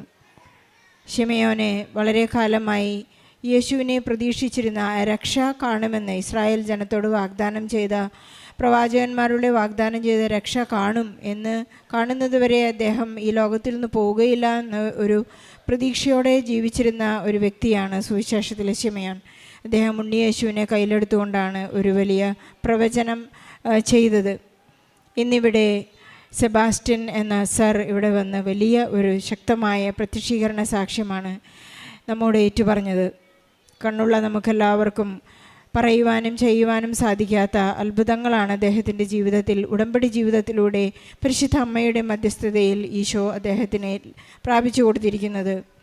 അന്ധനായൊരു മനുഷ്യനെ ഈശോ കണ്ണുകളിൽ ചെളി പുരട്ടി നീ സിലോഹാക്കുളത്തിൽ പോയി കഴുകുക എന്ന് പറഞ്ഞ് അവൻ തിരിച്ചു വന്നപ്പോൾ നീ എങ്ങനെ കാണുന്നു എന്ന് ചോദിച്ചപ്പോൾ അദ്ദേഹം പറഞ്ഞത്, ഞാൻ മനുഷ്യരെയെല്ലാം മരങ്ങളെ പോലെ കാണുന്നു എന്നാണ് പറഞ്ഞത്. നമ്മുടെ കാഴ്ചകൾ വ്യക്തമാകുവാനുള്ള ഒരു വലിയ പ്രാർത്ഥനാ പദ്ധതി കൂടിയാണ് ഈ ഉടമ്പടി എന്ന് ഇന്ന് സെബാസ്റ്റ്യൻ സാർ നമ്മോട് ഏറ്റുപറയുകയാണ്. അദ്ദേഹത്തിൻ്റെ ജീവിതത്തിൽ സമയച്ചുരുക്കത്തിൻ്റെ അമ്മ വളരെയധികം തനിക്ക് യോഗ്യതയില്ല എന്ന് കരുതിയ എല്ലാ കാര്യങ്ങൾക്കും കൃപ നൽകി വിജയം നൽകിയ വലിയ വലിയ സാക്ഷ്യങ്ങളാണ്. അദ്ദേഹത്തിൻ്റെ സെറ്റ് എക്സാം 4ാമത്തെ തവണ പാസ്സായത് ഉടമ്പടിയെടുത്തതിന് നേർച്ച വസ്തുക്കളുടെ ഉപയോഗത്തിലൂടെയാണ്. അതുപോലെ തന്നെ 12 വർഷത്തിന് ശേഷമാണ് അദ്ദേഹത്തിന് MBA സർട്ടിഫിക്കറ്റ് യാതൊരു തരത്തിലുള്ള തടസ്സവും കൂടാതെ അദ്ദേഹത്തിന് വളരെ എല്ലാവരും റിജക്റ്റ് ചെയ്ത ആ ഒരു അവസ്ഥയിലേക്ക് തന്നെ വീണ്ടും ചെന്നപ്പോൾ വളരെ സൗമ്യമായി അദ്ദേഹത്തിന് ആ സർട്ടിഫിക്കറ്റ് പ്രാപിച്ചെടുത്തത്. വൈഫിനെ മോണ്ടിസോറി എക്സാം പാസ്സാകുവാനും അതുപോലെ തന്നെ ഡ്രൈവിംഗ് ലൈസൻസ് 4 വീലറിൻ്റെ ഡ്രൈവിംഗ് ലൈസൻസ് 2ാമത്തെ തവണ അദ്ദേഹം തന്നെ വൈഫിന് വിശുദ്ധ ഉപ്പ്, ഉടമ്പടി ഉപ്പ് കൊടുത്തു വിട്ടു. കൃത്യമായി പ്രാർത്ഥിച്ച് വിതറി നീ പരീക്ഷയിൽ പങ്കെടുക്കണം. മകൾക്കും വൈഫിനും വലിയ ഒരു വിജയമാണ് ഈ ഉടമ്പടി ജീവിതത്തിൽ ലഭിച്ചത്. മകൻ പഠിക്കുന്നത് 1ാം ക്ലാസ്സിൽ 102 വർഷം പഴക്കമുള്ള ഒരു സ്കൂളിലാണ്. ആകെ 2 വിജയങ്ങളെ അവിടെ കായികമേളയിൽ ഉണ്ടായിട്ടുള്ളൂ. അതിന് ഈ ഡിസ്ട്രിക്റ്റ് ലെവലുള്ള ഒരു വലിയ വിജയമാണ് ഈ കുഞ്ഞുമാന് നൽകിയിരിക്കുന്നത്. അങ്ങനെ എവിടെയെല്ലാം മകനെ അതിനും ഒരുക്കമായി ഉടമ്പടി തൈലം പൂശി ഉപ്പ് കഴിക്കാൻ കൊടുത്തുകൊണ്ടാണ് മകനെ സ്കൂളിലേക്ക് പറഞ്ഞു വിട്ടത്, കോമ്പറ്റീഷന് പറഞ്ഞു വിട്ടത്. എപ്പോഴും വലിയ വിശ്വാസത്തോടു കൂടിയാണ് എല്ലാ കാര്യങ്ങളും ചെയ്ത് തൻ്റെ ഒരു ചെറിയ ബലഹീനത എടുത്തു മാറ്റണമേ എന്നുള്ള ഒരു ഉൾക്കാഴ്ച നൽകണമേ എന്നുള്ള പ്രാർത്ഥന പഴയ നിയമത്തിൽ നിന്നും പുതിയ നിയമത്തിലേക്ക് കടന്നു വരുവാനും ഈശോയുടെ സ്പർശനം ലഭിക്കുവാനുമുള്ള ഒരു വലിയ അനുഗ്രഹവും അഭിഷേകവും അദ്ദേഹത്തിന് ലഭിക്കുകയും ചെയ്തു. എല്ലാറ്റിലുമുപരി ഇതൊരു ജീവിതക്രമമായി അദ്ദേഹം ഇന്ന് കുടുംബവും തിരഞ്ഞെടുത്തിരിക്കുകയാണ്. തിരുസഭയുടെ എല്ലാ കൽപ്പനകളും കൃത്യമായി പാലിക്കുവാനും ദിവ്യബലിയിൽ പങ്കെടുക്കുവാനും അതുപോലെ തന്നെ വചനം വായിക്കുവാനും അതിൻ്റെ അർത്ഥം മനസ്സിലാക്കുവാനും ഇവിടെ നിന്ന് ലഭിക്കുന്ന ബഹുമാനപ്പെട്ട ജോസഫ് അച്ഛൻ്റെ എല്ലാ പ്രബോധനങ്ങളും ഉൾക്കൊള്ളുവാനും അദ്ദേഹത്തിൻ്റെ ജീവിതത്തിലുണ്ടായിട്ടുള്ള എല്ലാ കാര്യങ്ങളും ചൊവ്വാഴ്ചകളിലാണ്. അച്ഛൻ അതുകൊണ്ടാണ് പ്രബോധനങ്ങൾ കൃത്യമായി കേൾക്കുവാനും അതനുസരിച്ച് നമ്മുടെ ജീവിതത്തെ ക്രമീകരിക്കുവാനും നിത്യതയെ പ്രാപിക്കുവാനുള്ള ഒരു വലിയ ആഹ്വാനം അച്ഛൻ ചെയ്യുന്നത്. ഉടമ്പടി നമുക്ക് ലഭിച്ചിരിക്കുന്നത് ഒരു വലിയ ദൈവവിളിയായിട്ടാണെന്ന് അച്ഛൻ നമ്മെ ഓർമ്മിപ്പിക്കാറുണ്ട്. അതുപോലെ തന്നെ ഇന്ന് സെബാസ്റ്റ്യൻ സാറിന് ലഭിച്ചിരിക്കുന്നത് ഒരു വലിയ ദൈവവിളിയാണ്. നമ്മെ എല്ലാവരെയും ഉണർവിലേക്ക് കൊണ്ടുവരുവാനും നമ്മുടെ ജീവിതത്തെ ചെക്ക് ചെയ്യാൻ ഇവാലുവേറ്റ് ചെയ്യാനുള്ള ഒരു വലിയ സാധ്യതയായി ഒരു പ്രേരണയായി നമുക്ക്